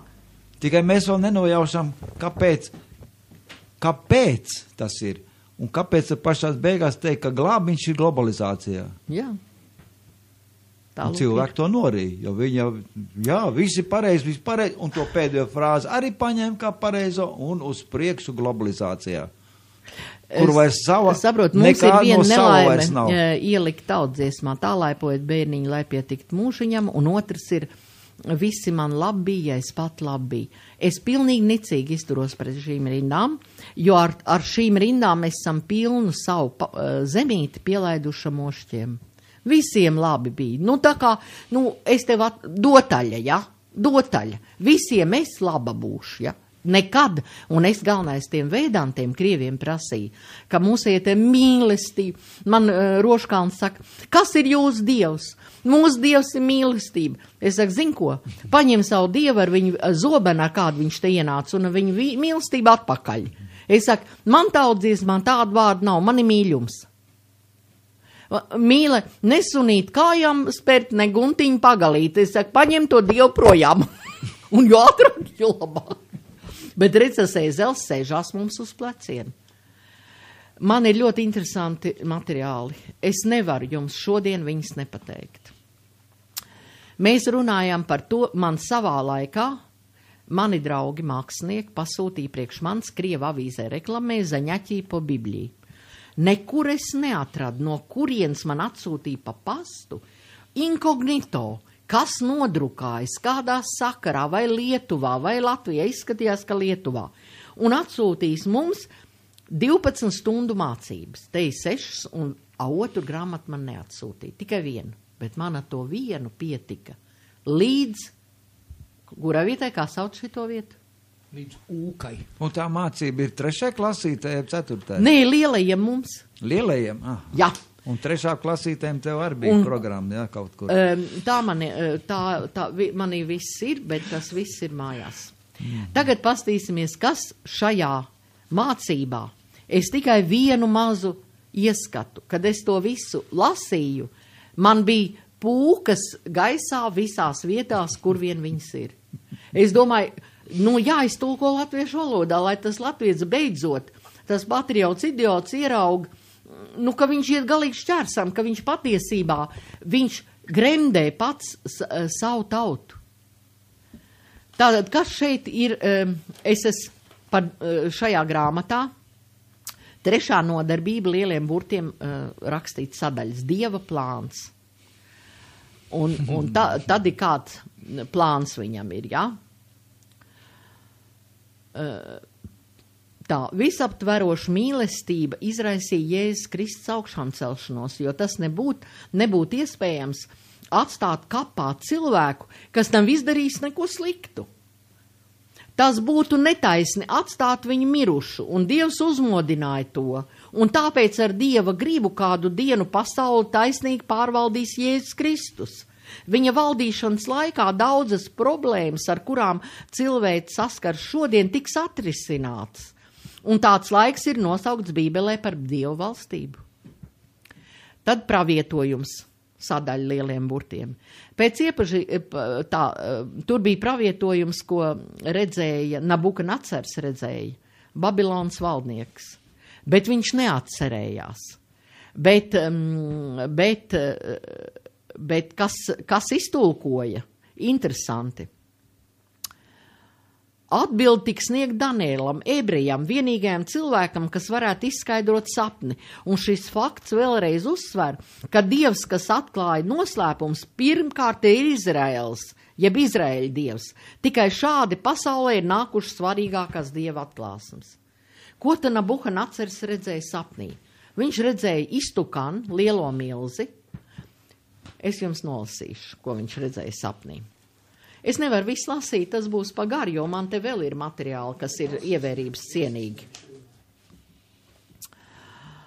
Tātad milzes simbolizē cilvēces impērijas, kurām bija jāparādās turpmākajos gados. Tajā milzīgs milzes, jā, ar zelta galvu, ar bruņām un ar zobenu rokā. Tajā laikā visas pasaules pazīstamās tautas bija Bābeles valdnieka padotībā, ko pārstāv zelta galva. Tu esi zelta galva, stih 38.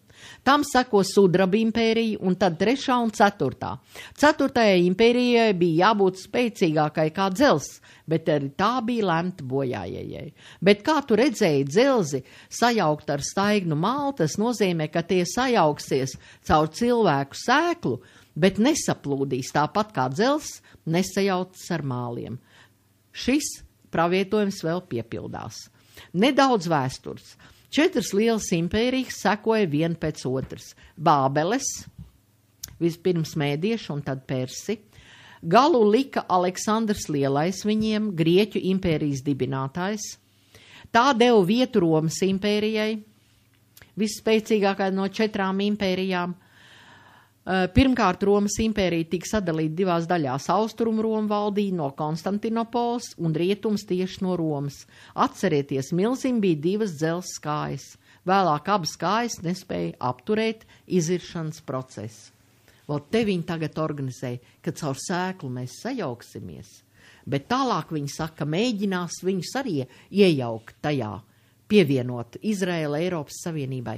Bet to nevar izdarīt. Jo nevar savienot tik izcils kā viņus ar tik neizciliem, kā ir Eiropa. Nē, nu vispār, tu zini, ka šito izlas tālāk, bet te ir ļoti svarīgi. Daļa no pravietojuma vēl nākotnē. Tātad, turklāt Daniela vārdu precīzi izpilde mudina mūs ielūkoties ar neatslāpstošu interesi pēdējā viņa pravietojuma daļā, ka ir šis mazais akmens, kas ar postošu spēku iesita milzīm, to pārvēršot putekļos, un pēc tam kļuva par lielu kalnu, aizpildot visu zemi. Ja milzis ir cilvēku valstība, tad skaidrs, ka akmens nozīmē kādu spēku, kas stāv virs cilvēku spēka, kas tiks nodibināts uz visu zemju valsts drupām, un tieši tas sagraus un iznīcinās tās cilvēku valstības. Lūk, Daniela skaidrojums. Un šajās valstu dienās debesu dievs izveidos valstību, kas nekad mūžos netiks iznīcināta. Un valstība šī nebūs dota citai tautai, tā satrieks un izjauks visas šīs valstības, bet pati tā stāvēs uz visiem laikiem. Draugi mīļie! Mūžīgi! Mūžos! Amen! Klausies tālāk! Jēzus pats bieži salīdzina sevi ar akmeni, ko noraidīja celtnieki. Ar tādu akmeni, ka ik viens, kas kritīs uz šo akmeni, nositīsies, bet uz ko kritīs akmens, tas tiks sašķaidīts. Rekur.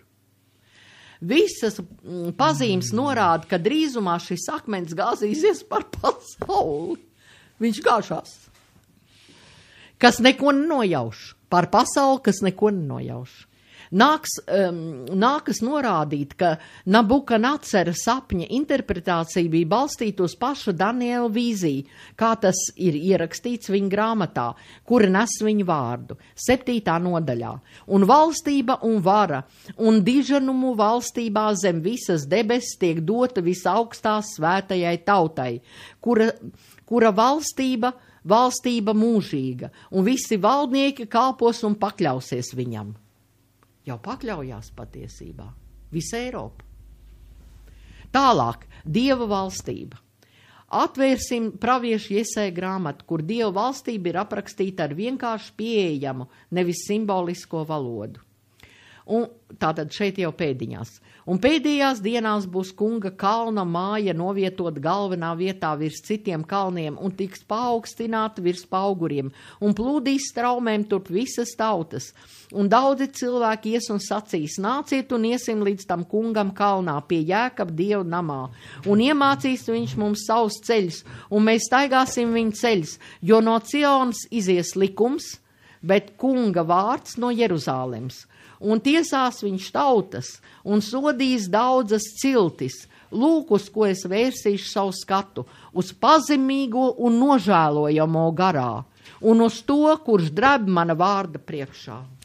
Irēni, tas ļoti labi saskan ar šo pašu Kremjē aicinājumu, ko es jau pagājušā reize beigās Šteina raidījumu nolasīju. Paskaties, tuvojas laiks, kad Jeruzāleme kļūs par visu tautu lūkšanu mājām, un ebreju viendievības monoteisma karoks plīvos vis tālākajos pasaules nostūros.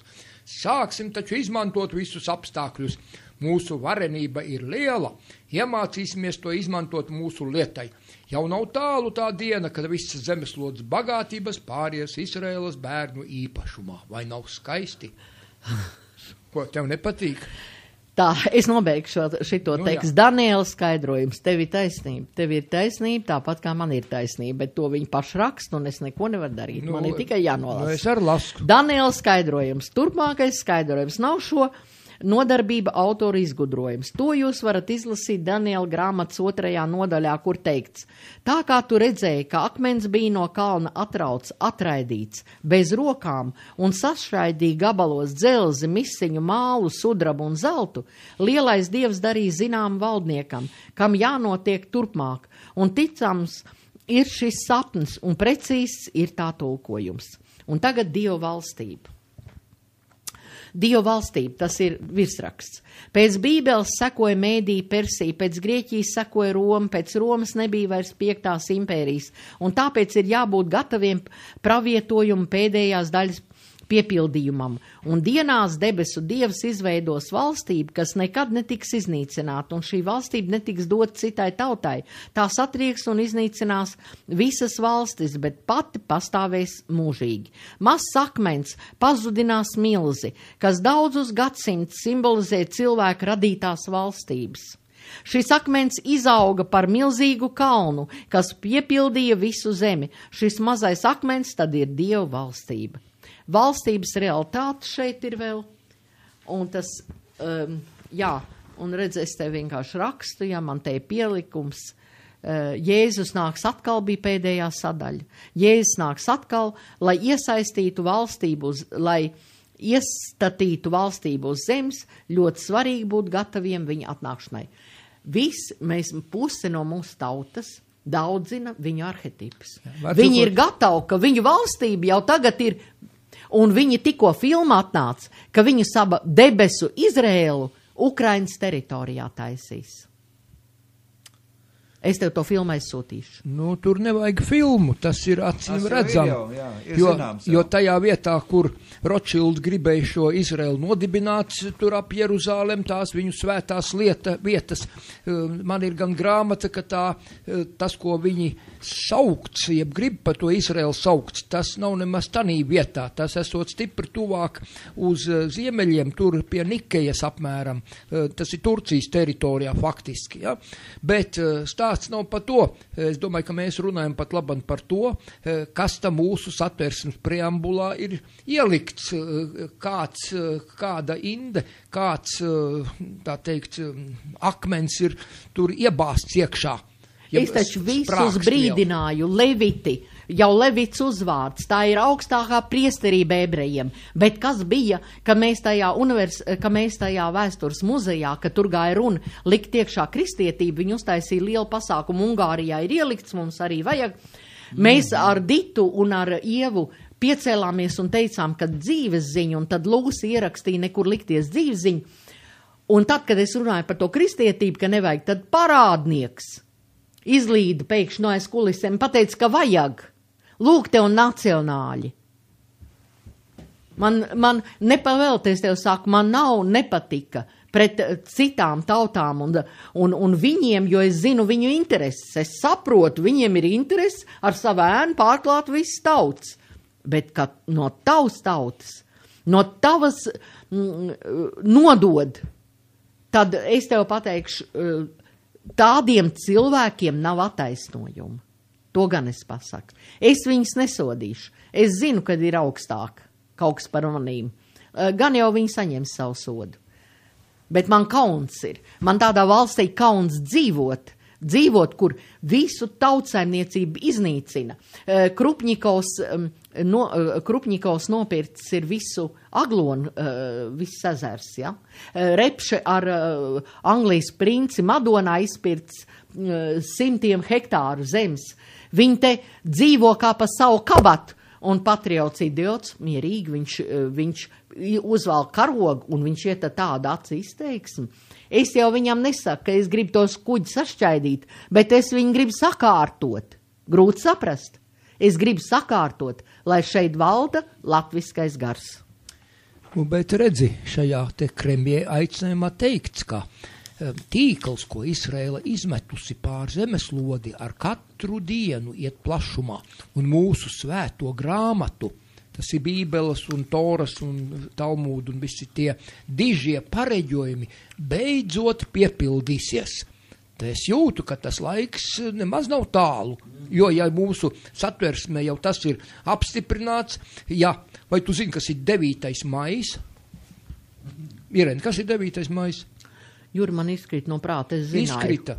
Šī ir jūdu uzvaras diena. Un 8. marts? 8. marts ir cits, tas ir starptautiskā sieviešu revolucionāru diena, kā to Roza Luksemburga ar otru dāmu, tā teikt, 1910. gada 8. martā pieņēma, ka viņas bija noorganizējušas Klāra Cetkina to vispasaules sociālistisko sieviešu kongresu 2. Dānijā, ja?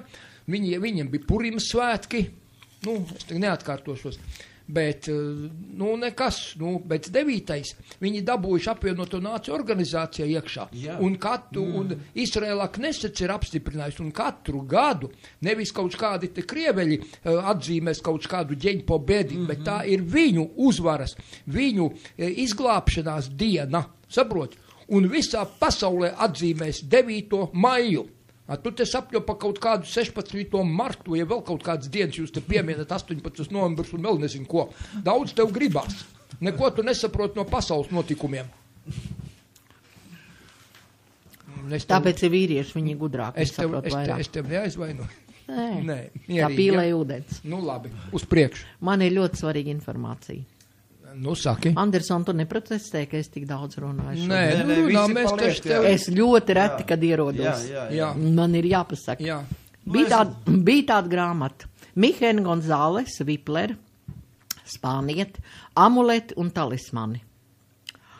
Un tur bija sadaļa ķēnī Zālamana lielā atslēga. Lielo atslēgu uzskata par Zālamana testamentu viņa dēla Rahabeāma labā, kur tas uzrunā šādos fragmentos. Tur ir dārgu ak mans dēls Rahabeāma, manu vārdu viedumu, redzēdams, ka es Zālamans esmu to saņēmis no tā kunga. Un kad es samanīju, kas man tika pateikts, es sapratu, ka man ir gudrība par visām radībām, kas ir gan debesīs, gan zem saules. Un es redzēju, ka visu šo laiku raksti un gudrības ir tukšas un veltīgas, un ka neviens nav pilnīgs. Un tad es sacerēju zināmu darbu, kurā uzskaitīju noslēpumus, kuras esmu paturējis tos apslēptus. Un tur esmu noslēpis arī visu burvību, meistaru un burvju mākslas noslēpumus. Esmu tos arī ierakstījis šai atslēgā. Atslēga, kas atver maģijas mākslas un zinātnes gudrības un saprašanu. Turpinājumā Zālamans ievada savu mīļoto dēlu visās maģijas mākslās. Viņš dod sīks norādījums, kā izgatavot maģiskie instrumenti. Vīraks, kāds ir jākvēpina dažādi rituāli laikā ar kādām lūgšanām, garu izsaukšanām, lāstiem, apvārdojumiem var piespiest garus izpildīt pavēles. Kā izgatavot un lietot planētu pentaklus un pentagrammas. Zālamana acīs attaisnojumi ir gan baltā, gan melnā maģija. Es visu nelasu, bet te ir ļoti svarīgas lietas, kas attiecās arī uz mums. Tālāk, ja tavu vēlēšanās būtu apgūt maģijas mākslas un zinības, tev jābūt gatavam noteiktām stundām un dienām un mēnesis stāvokļiem.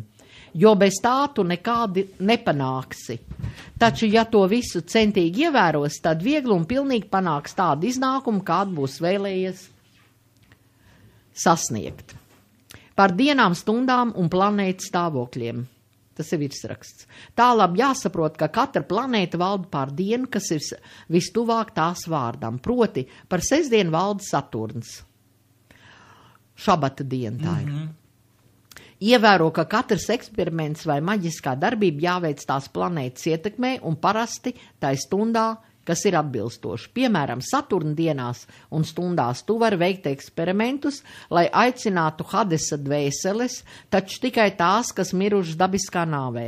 Tāpat šajās dienās un stundās tu vari darīt, lai nestu labumu vai ļaunumu ēkām, likt, lai miegā tev apmeklē tev pazīstamie gari, izdarīt labu vai nelabu darījumiem, precēm, sēklām, augļiem un līdzīgām lietām, lai apgūtu mācību, izsauktu sagrāvi un nāvi, radīt naidu un nesaskaņas. Jupitera dienas un stundas ir domātas goda un bagātības iegūšanai. Atslēgā dot sīk norādījumi, kā izgatavot pentaklus. Par nedēļām un pentakliem un to izgatavošanas veidu. Tas ir virsraksts. Ar vispazemīgāko lūgšanu mēs lūdzam tavu svēto godību, lai šie pentakli to piesvētīti ar tavu spēku un sagatavoti tā, ka tie ir spēcīgi un iedarbojas uz visiem gariem. Caur tevi, ak visvarenais Adonai, kura valstība un valdīšana ir mūžīgi mūžos. Nākošais virsraksts. Tālāk ir svētie pentakli pareizos attēlos un burtos kopā ar to sevišķajām īpašībām. Saturna pentakls. Pirmais Saturna pentakls.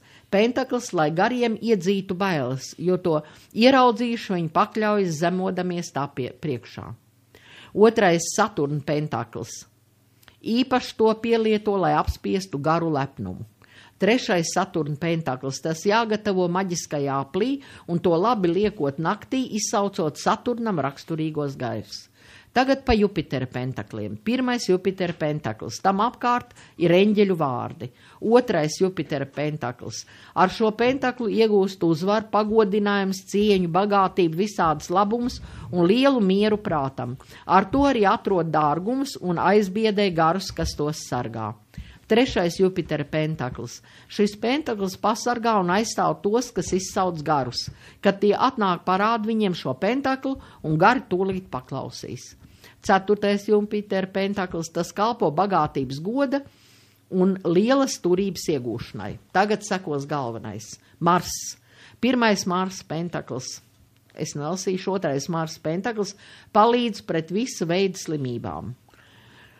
Trešais Mars pentakls. Šis pentakls ir ļoti vērtīgs kara, dusmu, nesaskaņu un naida izraisīšanai.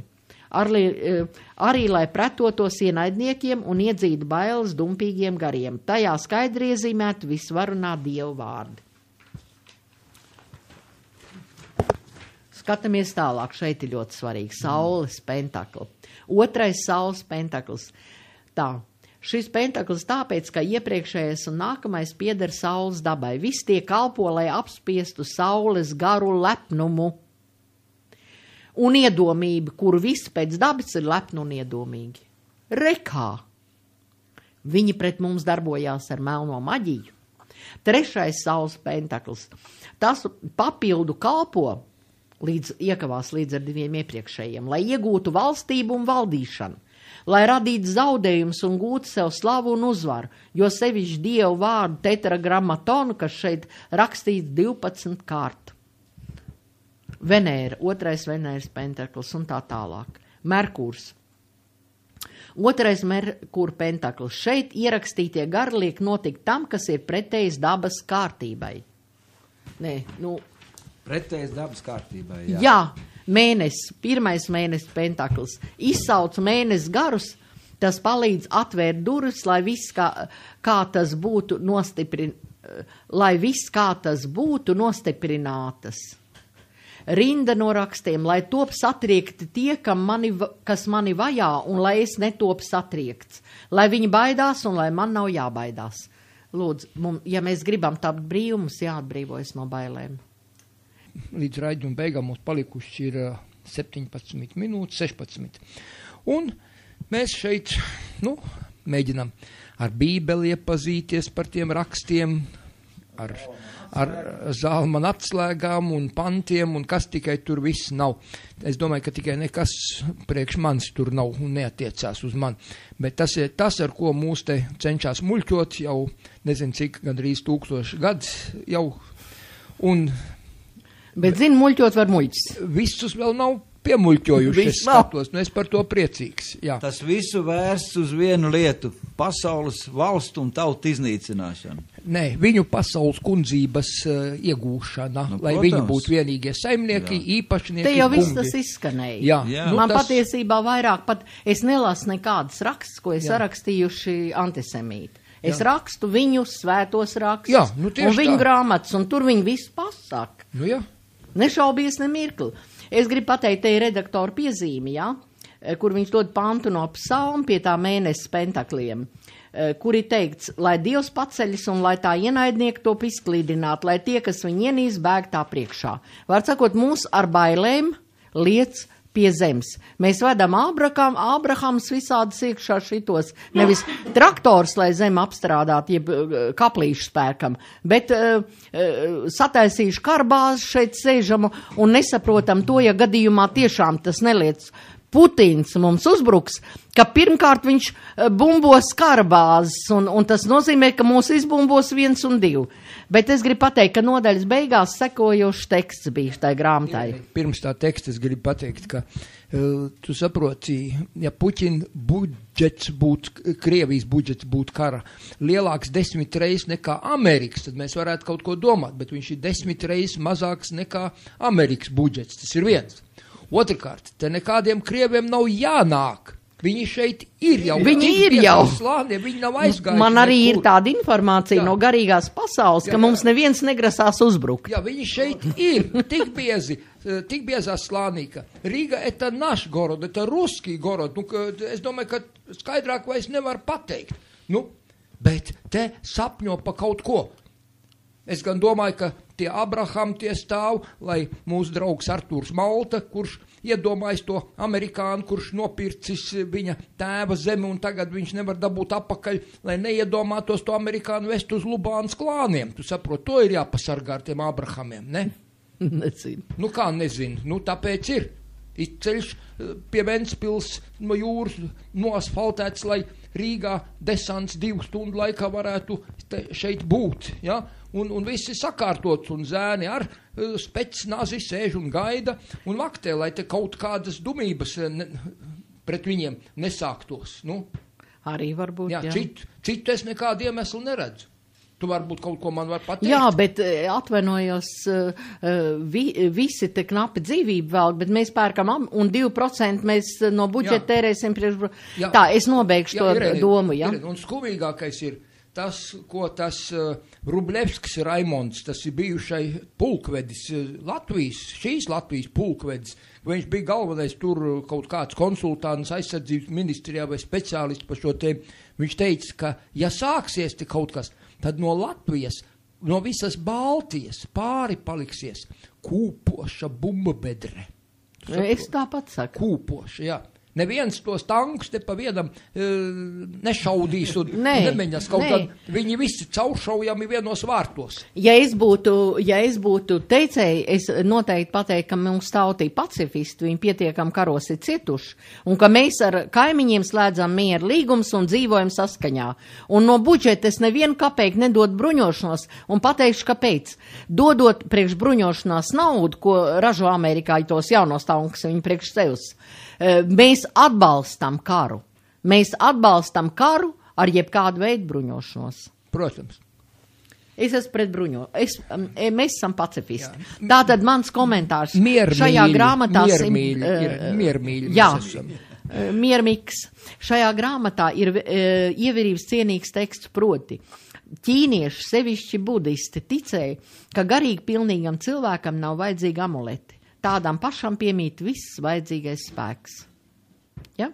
Un vēl ir jāteic, ka gan rozenkreiceriem, gan brīvmūrniekiem katriem sava doma un loma, bet kopīgs ir tas, ka ir startautiskas struktūras, kas strādā pasaules valdības labā. Tādas ir arī Rotary klubs. Un par masoniem jūs varat uzzināt mājaslapā www.amork ar C galā, amorts.lv.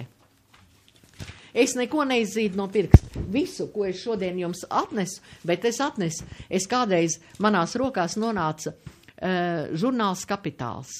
Tas, kuru izpirka, jeb izņēma pat palikušos no apgrozības sara. Bet ziniet, kas te ir? Pasauli, ja? Te ir tas mūsu Jānis Leņģis devis. Viņa te ir raksts Jānis Leņģis par senajiem sudraba depozītiem un cieņu pret biškopja profesiju, par kilogramiem rotaslietu baltas sieviešu pūros un to, kā arī pirms apmēram 1000 gadiem pretinieks iznīcināja nevien karojot, bet arī ekonomiskām metodēm. Un tas raksts ir, es varbūt atstāšu nākamai reizei, es diez vai paspēšu šodien.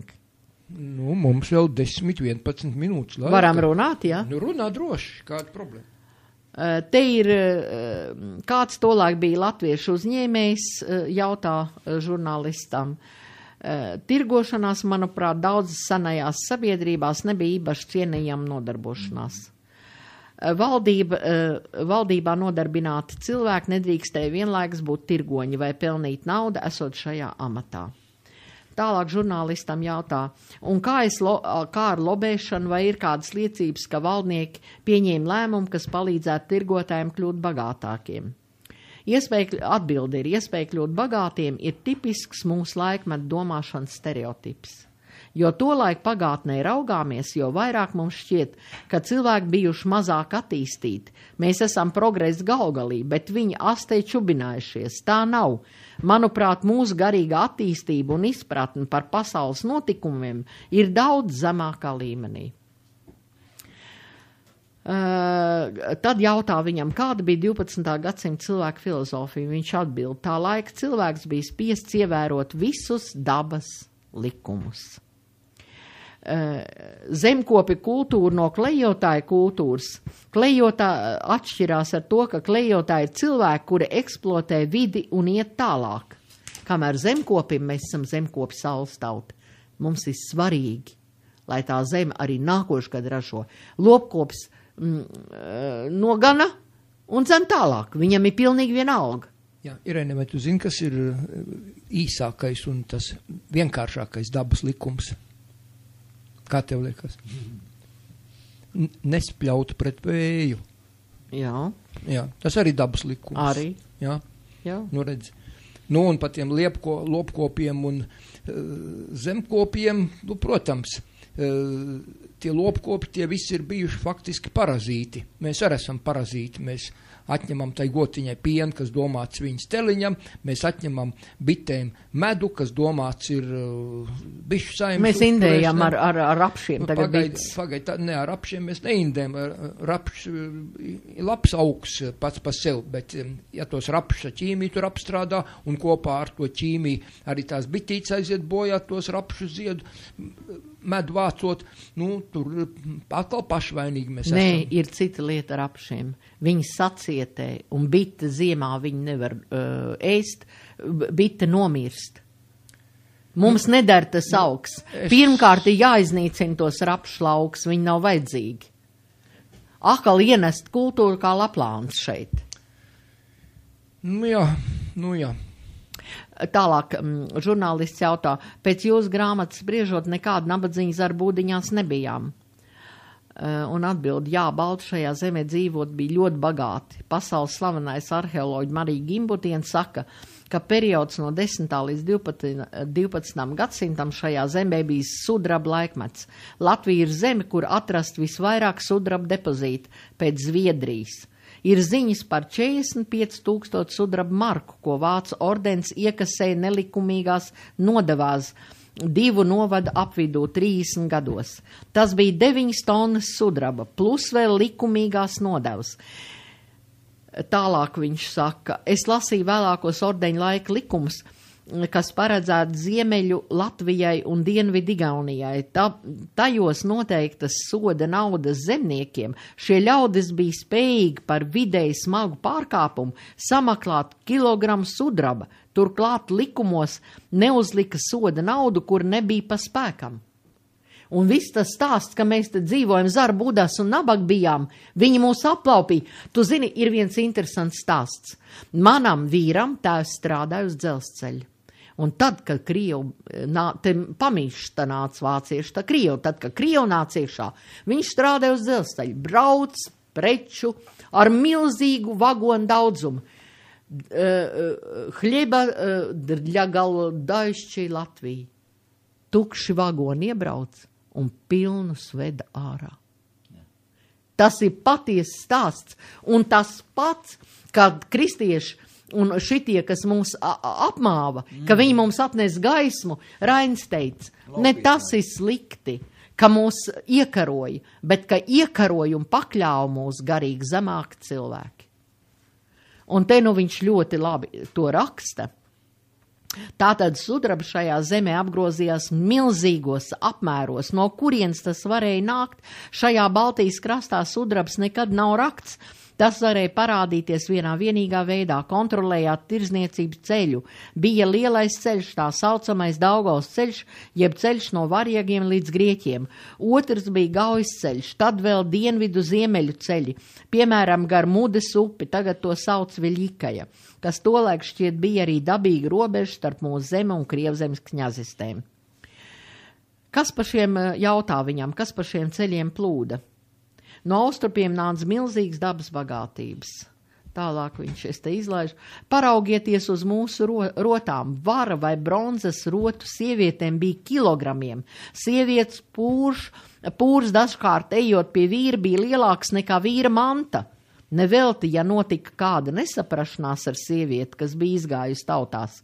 Viņai aizejot un savācot savu pūru, vīrs, mūsdienu valodā runājot, varēja bankrotēt. Kāda nozīme tolaik bija rotāšanās faktoram, jautā žurnālists. Pirms dažiem gadiem tika atrakts kāda zemgalietes kaps. Nekas neliecināja, ka tā būtu kāda augstzimusi princese. Mēs stāvējām vaļā mutēm. Trauslos meitenes kaulas zem rotām nevarēja redzēt. Vīriešiem kapā līdz lika ieroģis, zobens tolaik maksāja bargu naudu. Šī zeme patiešām bija bagāta. Un tad viņam jautā, vai dzīves laikā sapelnītos pārvērtu rotās ieročos un deva līdz kapā? Nē, ir vēl otra lieta, viņš atbild. Nevelti savulaik vidzem bija Zviedrijas maizes klēts. Ja?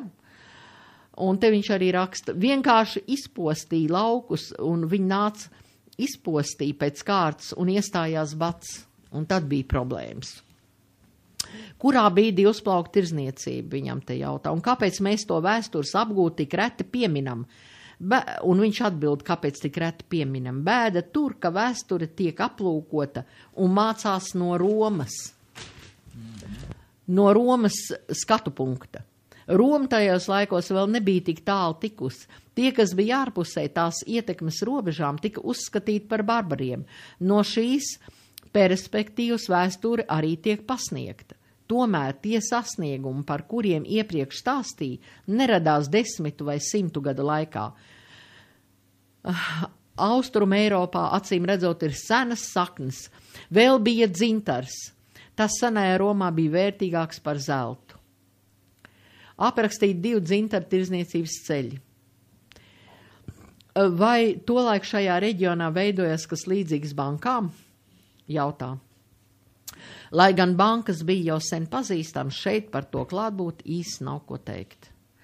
Tad ir jautājums, savukārt bišu vasks tika ražots kā eksporta produkts, lai nopelnītu. Bez šaubām, bet te viņš labi atbild, ar mēru to darīju. To darīja ar mēru tik cik pašiem un lai var pārdot, bet nevis eksploatēja tā kā tagad eksploatēja līdz panīkumam. Bez tirdzniecības un karošanas, kā gūla labumu te ir, un augļotāji, tie uzradās reizē ar ienācējiem. Jā, Irēni, Un mums ir palikušas vairs kādas 30 sekundes, ko tu 30 sekundes mūsu klausītājiem vēl gribi novēlēt pateikt, un tad mums raidījums jābeidz. Ko es gribu pateikt? Es gribu pateikt to, ka es jau drīz 20 gadus būšu veltījusi tam, lai kā mēdz teikt, kā Rainis teica, mums nekad nebūs diža nākotnē, ja mēs neatraksim savu dižo pagātni.